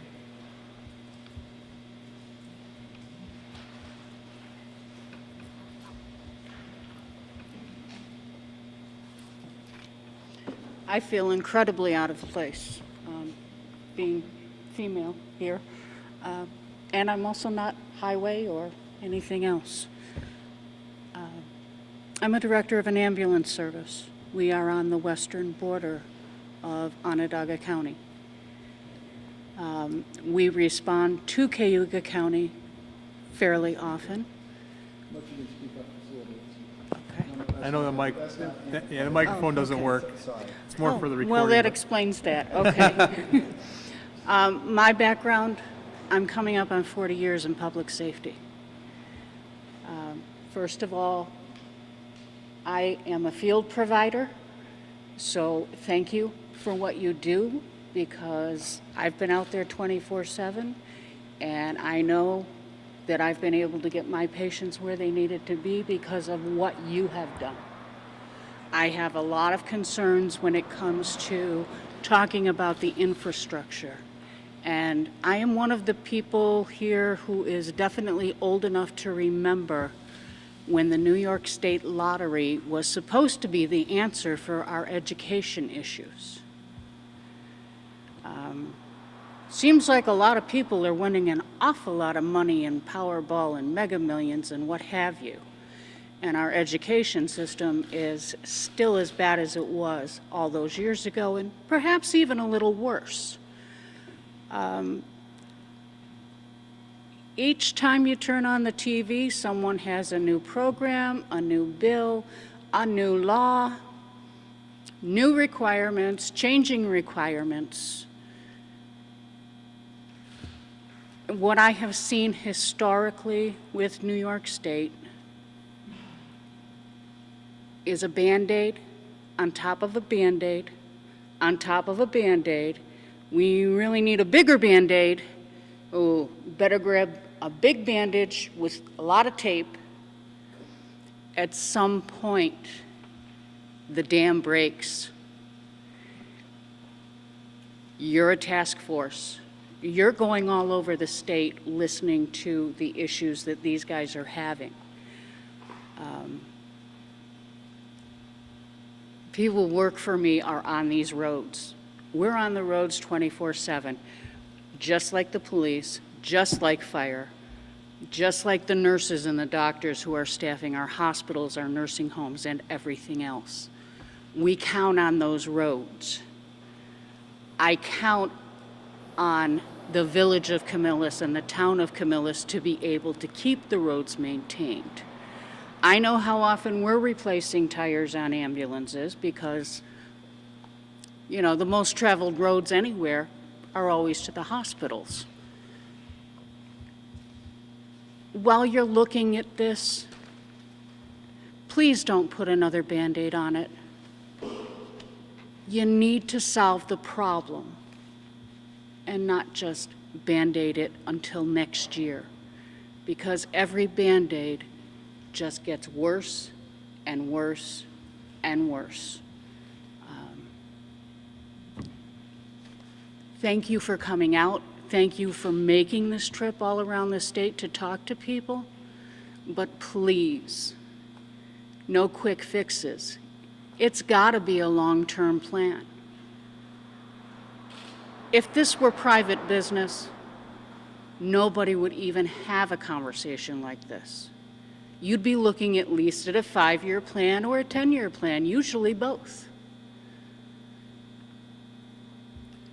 Maybe it's time for us to catch up with the private side. You make a very good point. I think the thing we stress, especially with when they call it the local roads campaign in Albany, you know, it touches everything. I mean, you just touched upon public safety, you know, our first responders trying to get to emergency, or police, or fire, or ambulance. You know, we talk about economic development over and again, how it's nice to be near an interstate. Well, it's nice to have the interstate, but businesses locate in towns, villages, cities, and counties. Right. Well, what good is it to be, what business is going to locate if the town road or bridge is a mess, or the water and sewer infrastructure is a mess? How many of us put our kids or grandkids on a school bus every morning going over a local road or bridge? That's why I said at the beginning, the purpose of this is to try to be proactive instead of reactive. We don't want to be reacting to a tragedy. We need to be proactive. I mean, there's a lot of common sense ideas that you guys have brought forward and that we've heard time and time again. the fight we have is a lot of times with those, sometimes in the administration, sometimes the governor has been helpful, sometimes he hasn't, with the CHIPS program, like, he likes to have the winter recovery money because then he could pull it out of the budget the next year and say, I'm not cutting CHIPS. But he's cutting aid to local municipalities. So that's why we have to fight we'd like to see it all go into the CHIPS formula. We want to see Pave New York and winter recovery go into the CHIPS base aid because it's harder to cut then. But, we got to take where we can get them to agree because we don't want to see the money cut. And sometimes if it means going through winter recovery, that's what we'll do. But it is a battle we have. But it touches everything. It's public safety. This is a public safety issue. That's why we're trying to be proactive instead of reactive. And hopefully with these ideas, we're going to come forward with a plan that we're going to release to the public, release to the governor, challenge. We want some of the DOT officials to come to our hearings so we can question them and challenge them on the infrastructure issues as well. But you bring a very important aspect of this discussion on public safety because, God forbid, a loved one is in need of an ambulance or an emergency or a police officer is trying to get to a situation. We need that assistance, and you made a very strong case for that, I think, and certainly the individuals that take care of our roads and bridges in our municipalities do a great job with, like as Gary said, with very little resources. I do have a question. Sure. Earlier, forgive me because I don't remember who, but I wrote it down in my notes. You mentioned 48% of the miles traveled on roadways are done in towns and villages? 40, the three stats that we usually use, 87% of the roads roads in New York State are owned and maintained by our localities. 52% of the 18,000 bridges bridges in New York State are owned and maintained by our municipalities, and 48% of the miles driven in New York State are driven on local roads. So is the transportation department set up to allot money based on those percentages? Of course not. The local infrastructure is getting the short end of the stick. We've been saying that time and time again. We had a fight for a DOT cap a few years ago when there was a funding for the MTA, which we're not saying the MTA funding is not important. They say it's the lifeline of New York City. Well, the argument we made is, funding for like CHIPS program, these CHIPS funding is like the lifeline for our upstate municipalities. Sometimes that's the only funding they receive. We're looking at, $20+ billion capital plans, $26 billion capital plans. And we're in a local infrastructure, when you take CHIPS, now Pave New York, and the winter recovery, it's a little over $600 million when you take that. But the CHIPS has been flat at 438 for 5 years. The other money helps boost it up, but that the Pave New York program and Bridge New York expire in 2 years, and we need to make sure that money is replenished. That's why we want to see that money go into the base aid, because we believe it's a lot, not that the government wouldn't do it, but it's a lot, if it's in the base aid, once it's there, it's a lot harder to go back to cut it there, but if he's got it in Pave or winter recovery, he like last year, he removed the money from winter recovery. I'm not cutting, local CHIPS money. Well, no, but you're cutting money to the localities. So, but yes, that's why I think a common theme, and I think my opinion, I think we're seeing it already, a common theme of that task force report is going to be we need a stronger commitment to our local infrastructure, that partnership, that collaboration with the municipalities, with the tax cap. They don't have the money, the wherewithal to be able to fund these investments. The state needs to be a partner. I mean, why should you not, and we look at this, CHIPS is having your state tax dollars come back to your local communities and you guys can make the decisions on what to do with those, what roads, what bridges are the priorities, but you need more of the money because there's billions of dollars in unmet need. Like I said, $27 billion in unmet need just on local bridges and culverts.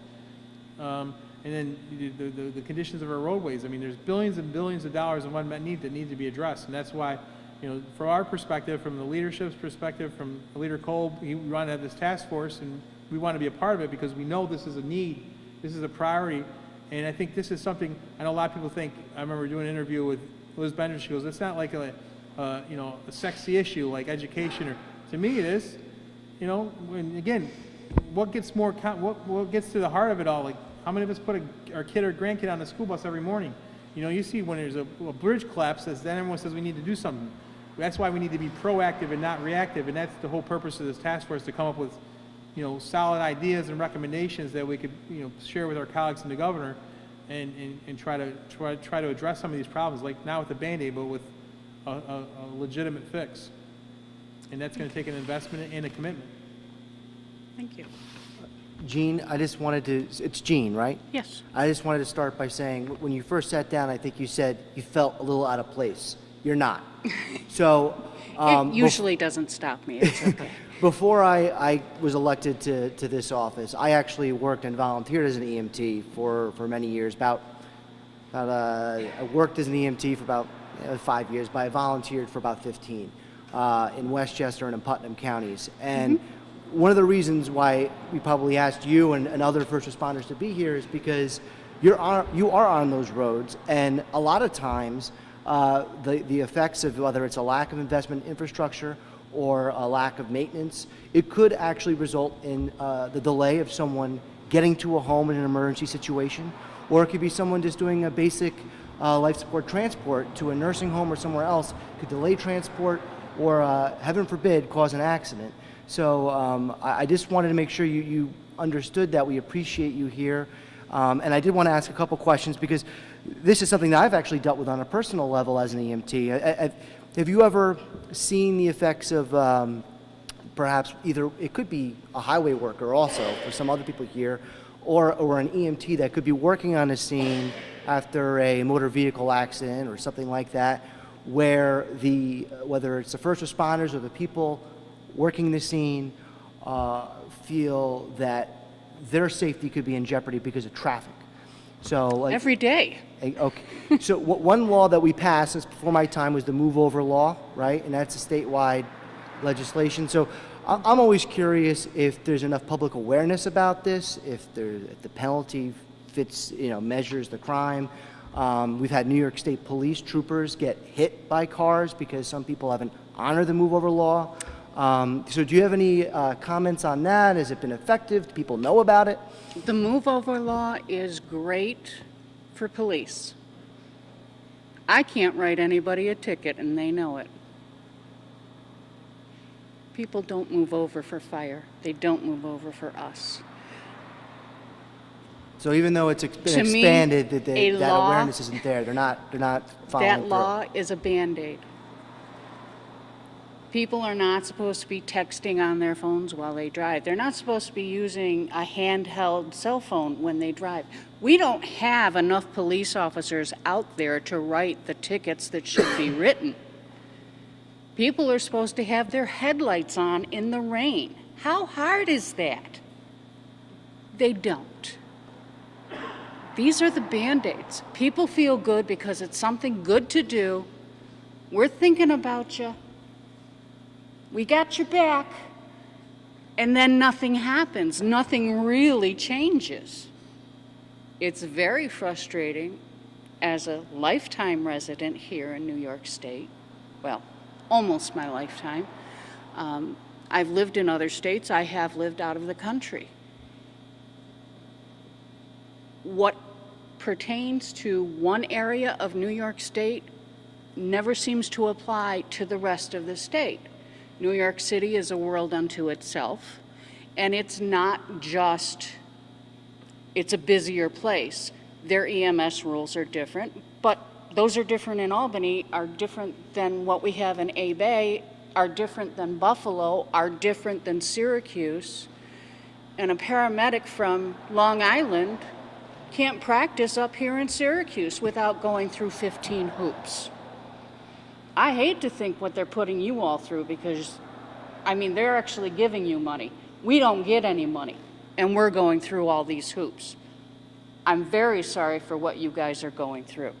I took 3 courses in grant writing. It's very tedious. I have a college education. Not all of our municipal employees have that. I know the regional standards with paramedics are different, like you just Absolutely.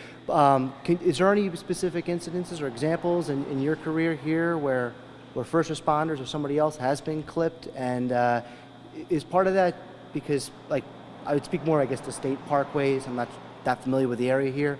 Do you feel like the shoulders are wide enough? Are there other issues like that where it's basically just the infrastructure itself where safety is an issue?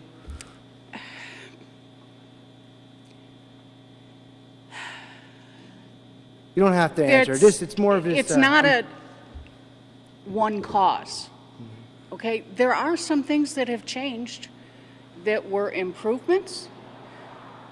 What car gets made today without air conditioning? Almost none. People drive with their windows up now. They don't hear the sirens. You can't see the lights in the daytime. This could be a driver who is really paying attention to the road. They can't see us. They can't hear us. I mean, I'm in the habit of always leaving a window open, even through the wintertime, especially in the daytime. At nighttime, they can see our lights, hopefully. Doesn't help when you're coming around a curve, doesn't help going through an intersection. I can't tell you how many times I've had the near misses from people pulling out right in front of me, talking on their cell phone, having a good day. And we're always wrong if there's an accident, because that's the way the rules are. Is it the infrastructure? I can't blame that because I don't know enough about it.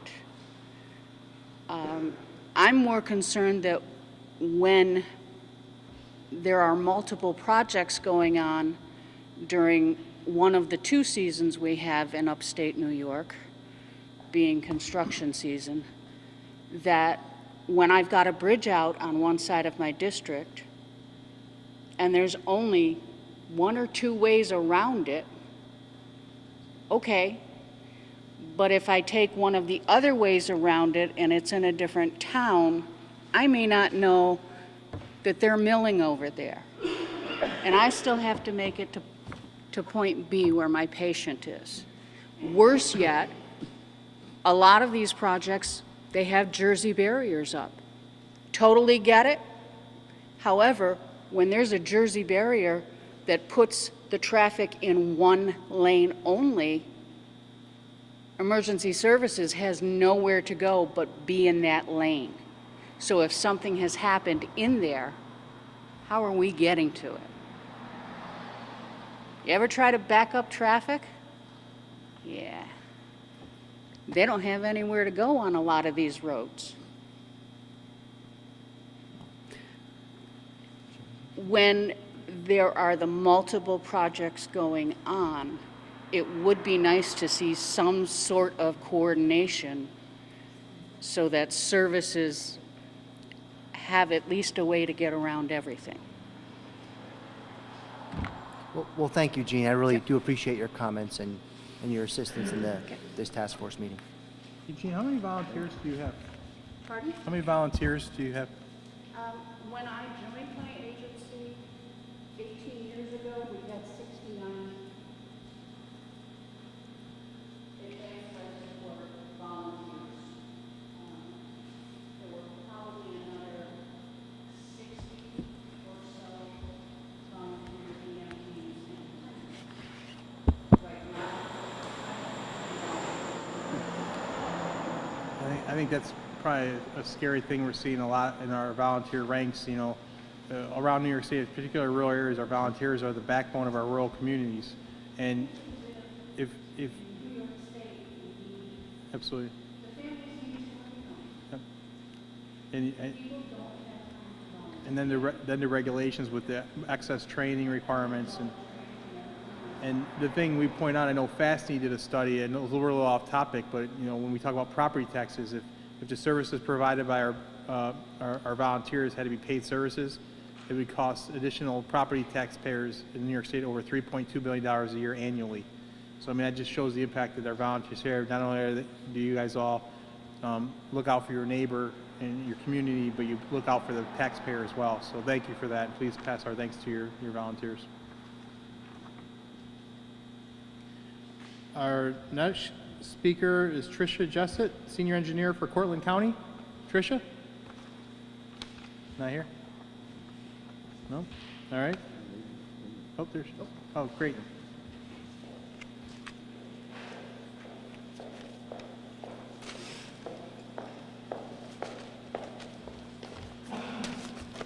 I'm with Cortland County Highway. I think everybody pretty much covered anything that I would have said. I think that there's obviously not enough funding. I know Cortland County alone bonded for, we went through a period where we bonded for most of our infrastructure work, and now, you know, just our principal and interest is eating into our budget. More than we can keep up with. We're going to the legislators. We had a meeting today on the budget, and we're looking for more help from the general fund because we have so much more infrastructure that we need to keep working on. We've got a red flagged bridge right now, and the bridge right down the next crossing down the river is got a load posting on it, and we're running into this more and more, and we just don't have the funding in-house to be able to fix these issues. I mean, that's one of our applications for Bridge New York, but that's certainly no shoo-in. It's kind of like a shot in the dark. But, I mean, I don't think we're in any better position than anybody else. We're kind of all in the same boat. CHIPS funding, I agree. It would be nice if there was a lot less red tape. There's the $250,000 limit on projects before you have to put it out to bid. We can't even reconstruct 3 miles. We have to split our projects into 3 different project numbers and track it all differently and have the guys fill out different slips. We have legislation to raise that threshold too. Oh, good. But just in general, why should there even need to be limitations on what you can use it for? Like everybody else has said, just delegate it to the municipalities and let them decide what it should be spent on, rather than municipalities having to play a shell game, really, saying, oh, I use this for this, but then, you know, trying to figure out other places that you can make it most efficient. So I think that's, you know, as far as that kind of funding and getting any other additional money that would come down the line. Again, you know, with the Pave New York, with the extreme weather recovery, I understand that that's an easy way for the governor to be able to pull back on that if he decides he has to. But like you said, I mean, I think it should be worked into the same pot. And we can't really count, you know, when we're looking forward, when we're trying to do those 5-year plans, looking ahead, can we count on having that funding? Not if it's in, you know, avenues that are easy to pull. We're trying to be proactive and put together, you know, priority lists of not only our bridges and our large culverts and our roads. We're trying to put this together, but we don't really have a stable base to say we're going to be able to get funding for it. So that's hard for us to talk to our legislators and, you know, our community members about.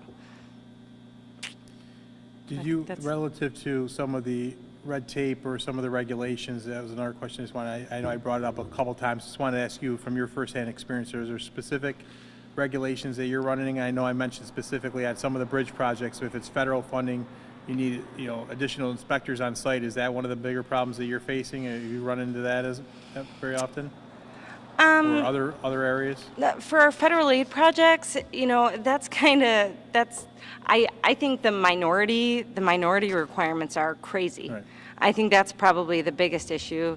As far as inspection, I think that if it's a smaller project, there should be more, you know, flexibility for maybe the municipalities to provide their own inspection, or like some people talked about part-time inspection instead of full-time inspection. I know all the federal aid projects have to follow the LDSA, and some of that is pretty cumbersome. And I know most municipalities have to lean on consultants to hold their hand through the whole process. Because it's pretty complicated. And I think that all the regional local project liaisons are as helpful as they can, but them in themselves are spread really thin.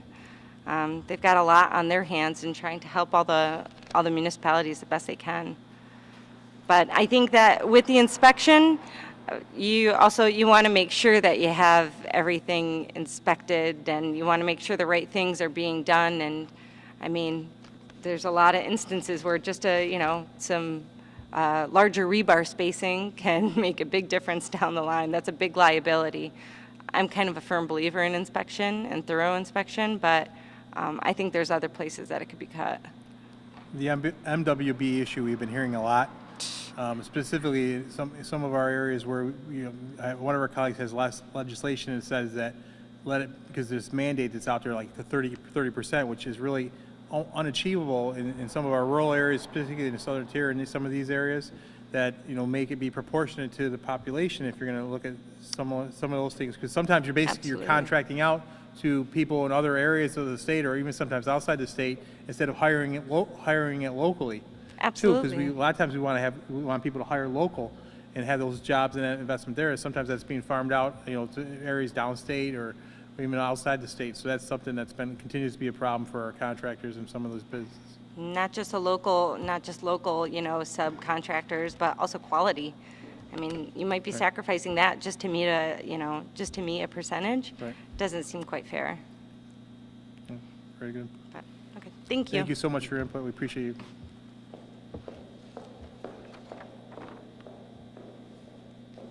Our next speaker is Pat Stager, the Town of Niles Highway Superintendent. Pat, thank you for your patience.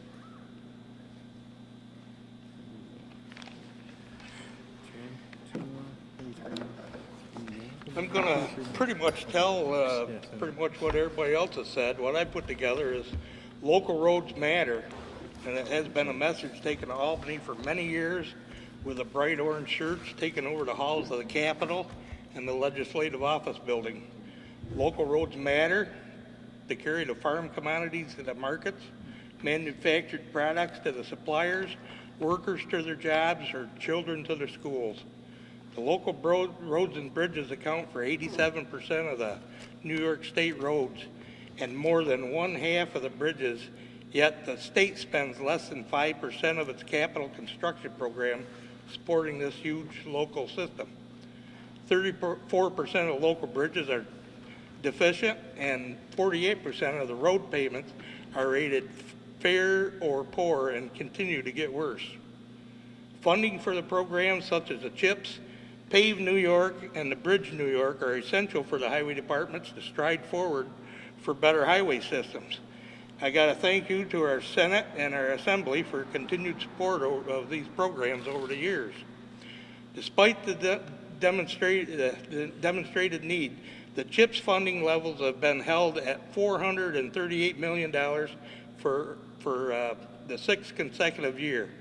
In 2018, over 142 legislators across the aisle advocated for increased CHIPS funding levels.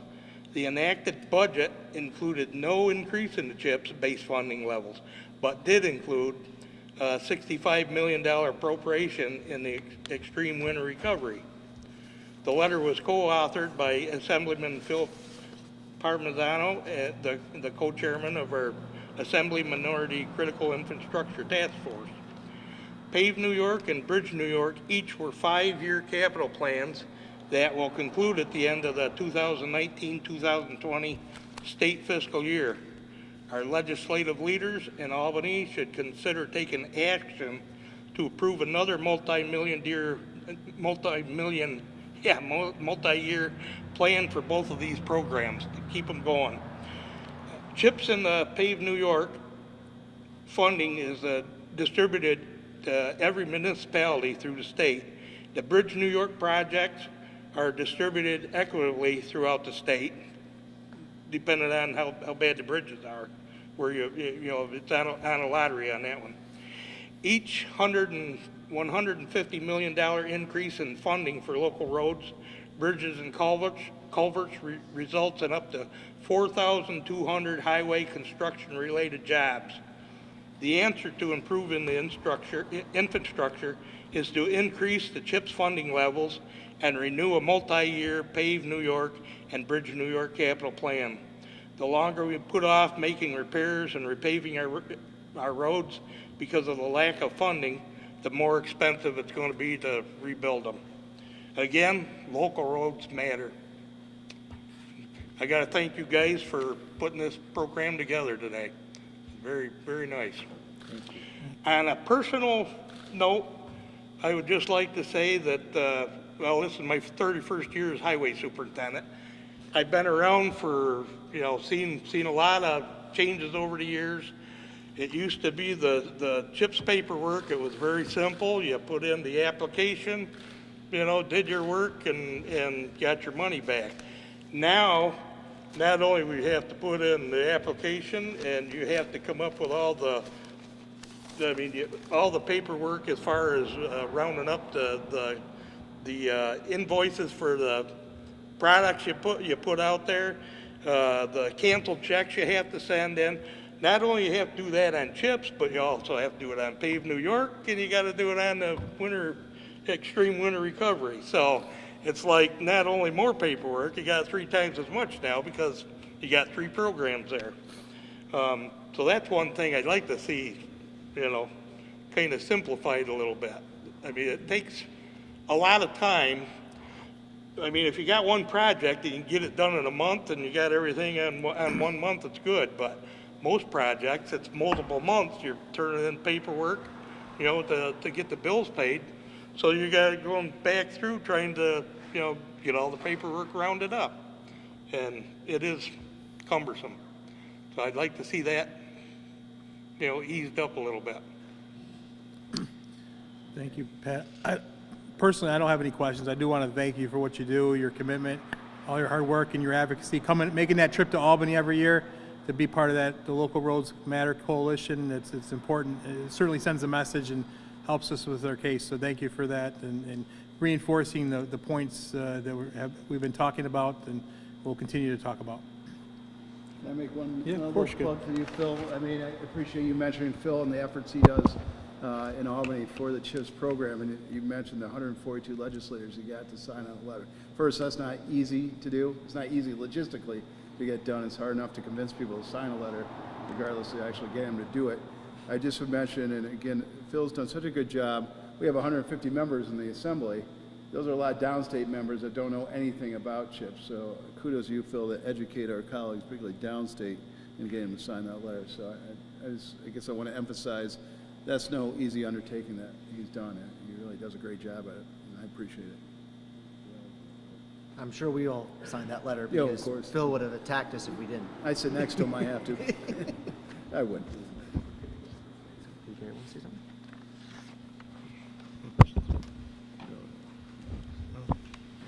Thank you very much. Thank you. Thanks again, Pat. Our next speaker is Dick Clark, Mayor of the Village of Baldwinsville. Dick?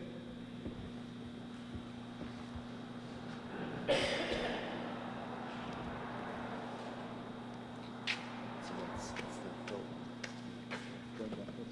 like to echo much of what was said tonight, and we really appreciate that you're listening to us. In the village of Baldwinsville, just for the record, the only real bad road is a state road. That has been that way for several years with many complaints. It also is the main drag crossing over the bridges of the Seneca River, and everybody hits them, and everybody blames me because it's in the village. And I try to tell them, call a state DOT and see if we can get them over there. The chip situation, what it really comes down to is we get $120,000 a year right now. It's been that way for 6 years.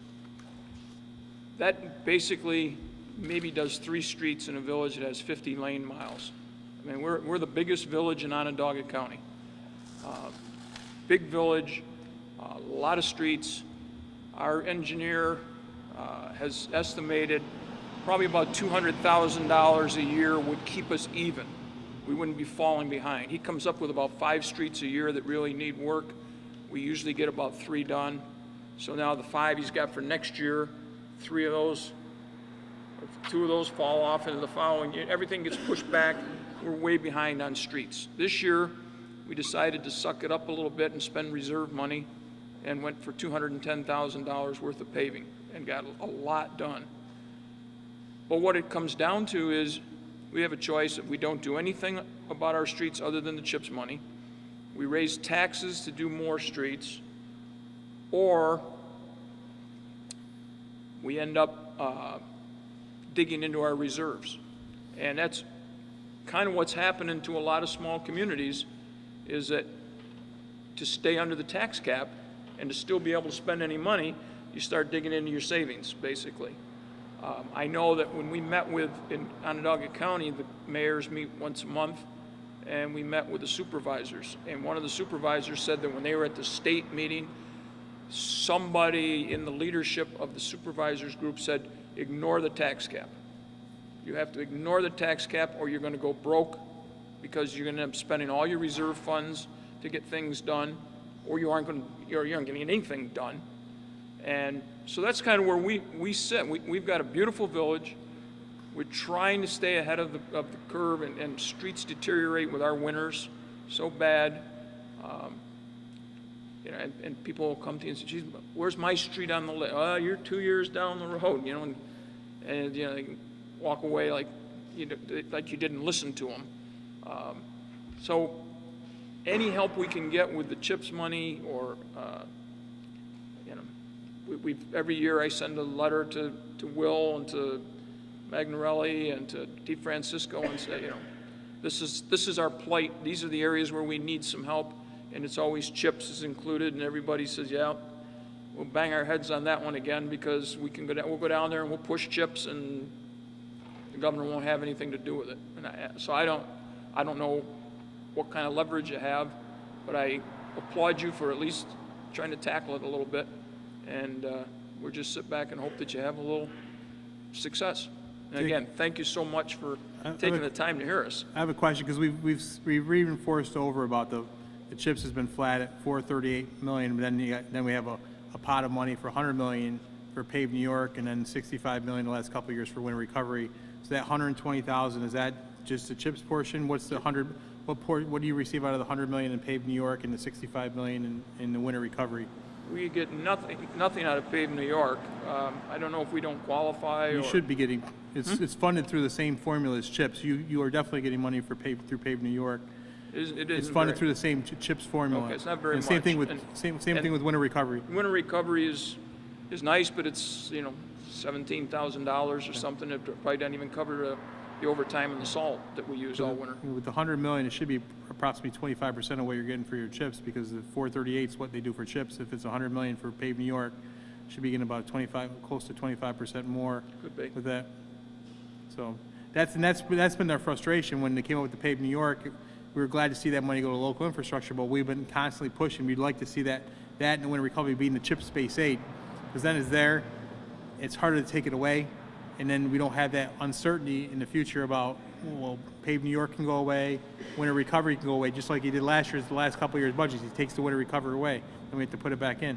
He never inserts the Pave New York into his budget, or he inserts the Pave New York, but he never inserts the winter recovery into his proposed budget. So we have to fight tooth and nail just to get that back in there, because otherwise it's a cut to your local money. Then the great leader decides to be nice to us, and guess what? I'm going to give you winter recovery money this year because I'm a great guy.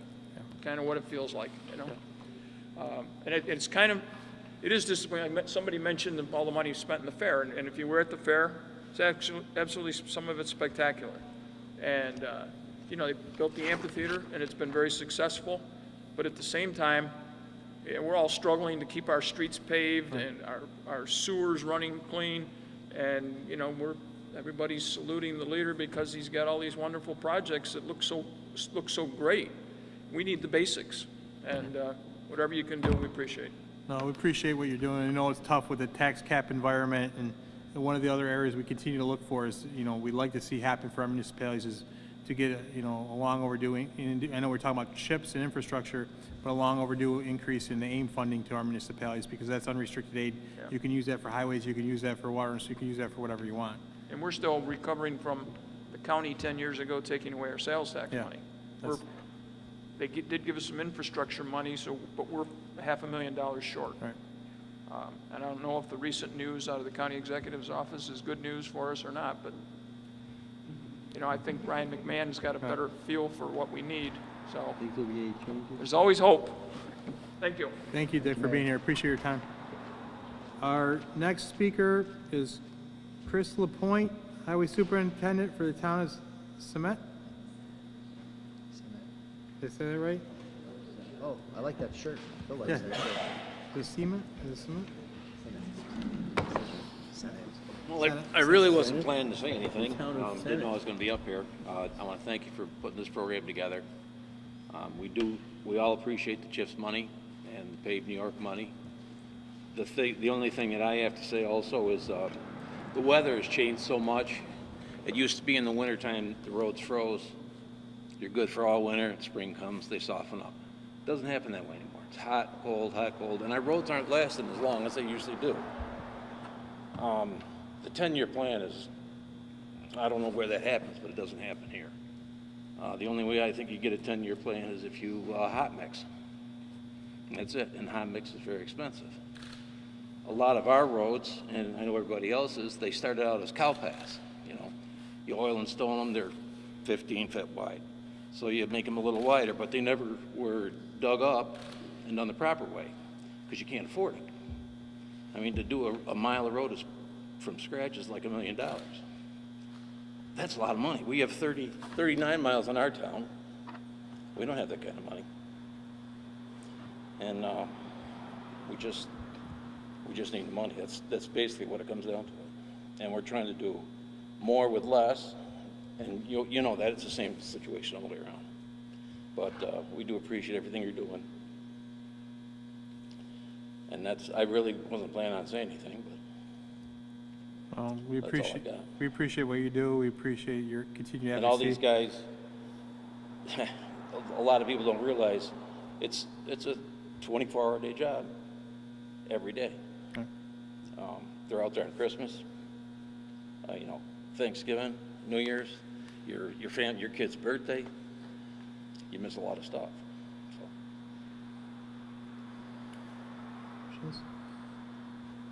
I don't have any questions. Just thank you again for what you do for our communities. We really appreciate it, and I like your shirt very much.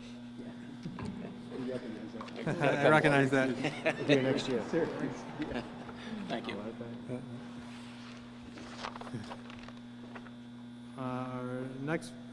Last person who was signed up that we had called in was Pat Coleman, Highway Superintendent for the town of Victory. Pat here? Victory? Sorry, not Victory. Sorry. Victory. Well, I'm here, but like Chris just said, I'm not sure how I got on the list to speak. Anyways. I said everyone who signed up has to say something, so no. Sure. Pretty much, I'll just reiterate what everyone else has touched on. If we could reduce the 10-year life cycle for chips, ease up on some of the paperwork, that's pretty much it. I know at one point someone mentioned something about our local chips representative, or if we're getting any help from him. He's been excellent to me. I'm sure he's probably been good to other people as well. That's all I have to say. Thank you, Pat. Thank you very much for being here. Appreciate what you do. Is it snowing up in Victory yet?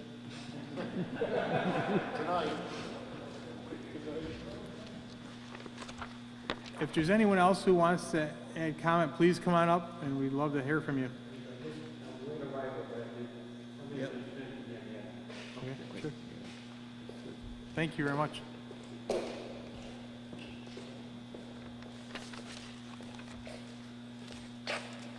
I know it's been a long night. We want to go home, but I'll be brief. You're fine. My name is Timothy Donovan. I'm a local community advocate, but tonight I'm advocating for the residents and primarily senior citizens who use our roads every day to go to their destinations to and from. As Mr. Lupien mentioned, we do have a state arterial that runs through Auburn. It was constructed in 1976, and currently it's in much need of repair, especially at the west end part of the arterial. There's potholes, there's cracks, and it's been neglected. And but primarily, it needs to be addressed, the repairs. Primarily why I'm here tonight is the topic of the street lineage, the painting lines, as you would see in any community. Primarily the white lines you would see on a highway.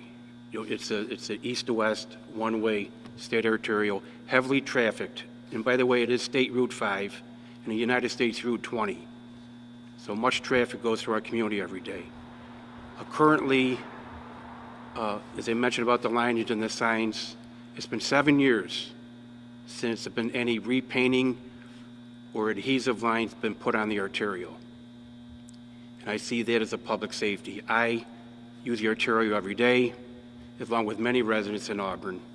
And any given day going down the street or down the arterial, you'll have a driver in front of you who are driving in the middle of the lane or to the left. You don't know if you're going to the right or left. I mean, it's a guessing game. And it's a tragedy waiting to happen. We've been blessed. And I've visited the Department of Transportation Public Works Office at the west end of Auburn, talked to the supervisor, and they've received calls about the lack of the lineage. And he goes, Mr. Donovan, the state has mandated that the city of Auburn maintain this arterial. He goes, my hands are tied, and even if I could maintain it, I don't have the materials to do it, to paint or the materials to do this. So I've gone to the local city elected officials. I've talked to the mayor. I've talked to the past mayor, or past elected officials, councilmen. And they tell me that, yes, we have to maintain it, but we don't have the money to do it. And we get calls at City Hall about this. I've talked to our local state elected officials. I mean, I don't need to name them, but they hear my concern and nothing's being done. It's been 7 years. And I think our residents deserve better. Again, in any community, public safety is number one. And I'm asking the task force here, thank you for coming tonight to address this issue. If you help our community get these lines on the arterial and in other areas of Auburn, but primarily now, they've all evaporated. And I think it's maybe a mandate, these highways should have these lines. So I ask for your help. This is a state road that's maintained by the city because of the arterial reimbursement arrangement. Well, it's in the city, but what I've been told. And then they don't get, and then as the point was. I'm sorry, sir, I can't hear you. And then the point that was brought up earlier is that the state hasn't updated their arterial aid reimbursement dollar amount per mile in a long time, too. So that's right. So that's in fact, I talked to a city councilor today. I told him I was coming down here. And he says what the city of Auburn receives as far as transportation, infrastructure costs, it hasn't risen since 1987. They're getting funds from the year 1987. There's been no increase. So they haven't got the money to do what I'm asking for or other projects I believe Mr. Lupien has addressed. But I'm advocating for this, our seniors who, you know, they have to drive, they're dependent to get to and from, and it's a tragedy waiting to happen. I deal with it every day. If I'm dealing with it, other residents are dealing with it. And this issue needs to be addressed. I see it as a traffic safety issue. Public safety comes first, whether it's on a sidewalk or on the road. So I'm asking this task force, if you can help me correct this issue, I welcome it. I would think, at least from a recommendation from our task force moving forward, is we'll certainly reiterate the legislation that we have in there to increase that arterial aid reimbursement to cities. Right. Because it hasn't risen in a long time. Well, it's legislation that we have in. It was legislation we were trying to push as part of the budget because the statewide dollar amount, it's not a significant impact. I think it's under like $30 million statewide. I mean, from the big scheme of things, it's just for whatever reason we couldn't get that included, and the governor wouldn't sign off on that because it's not just, I mean, us on upstate Republicans that are pushing it. You know, we have colleagues in the city that are pushing it because New York City would benefit from it as well. So I believe many communities would. I've driven other communities where you see Right. there's like even on our state highways. Yeah. You know, Route 38 going through Auburn on State Street, it's non-existent. I came down State Street 2 weeks ago, and there was a car coming up my lane. And I knew I was going to have a head-on clash. I was waiting for him to go in his lane. I had to go to the left lane to avoid him. The same city, Corning, where I live, that same thing. Our city manager and mayor have talked about the arterial aid reimbursement, the lack of that not being where it needs to be compared. That's something we're going to continue to push for. And I would expect that would certainly be one of the recommendations that's going to come forth out of our report moving forward. Well, I thank you for listening to me. I hope this matter can be addressed. I think Mr. Lupien would welcome the funds on this particular matter. The city of Auburn would, and I think it'd be a great Christmas gift for me. Thank you. Thank you.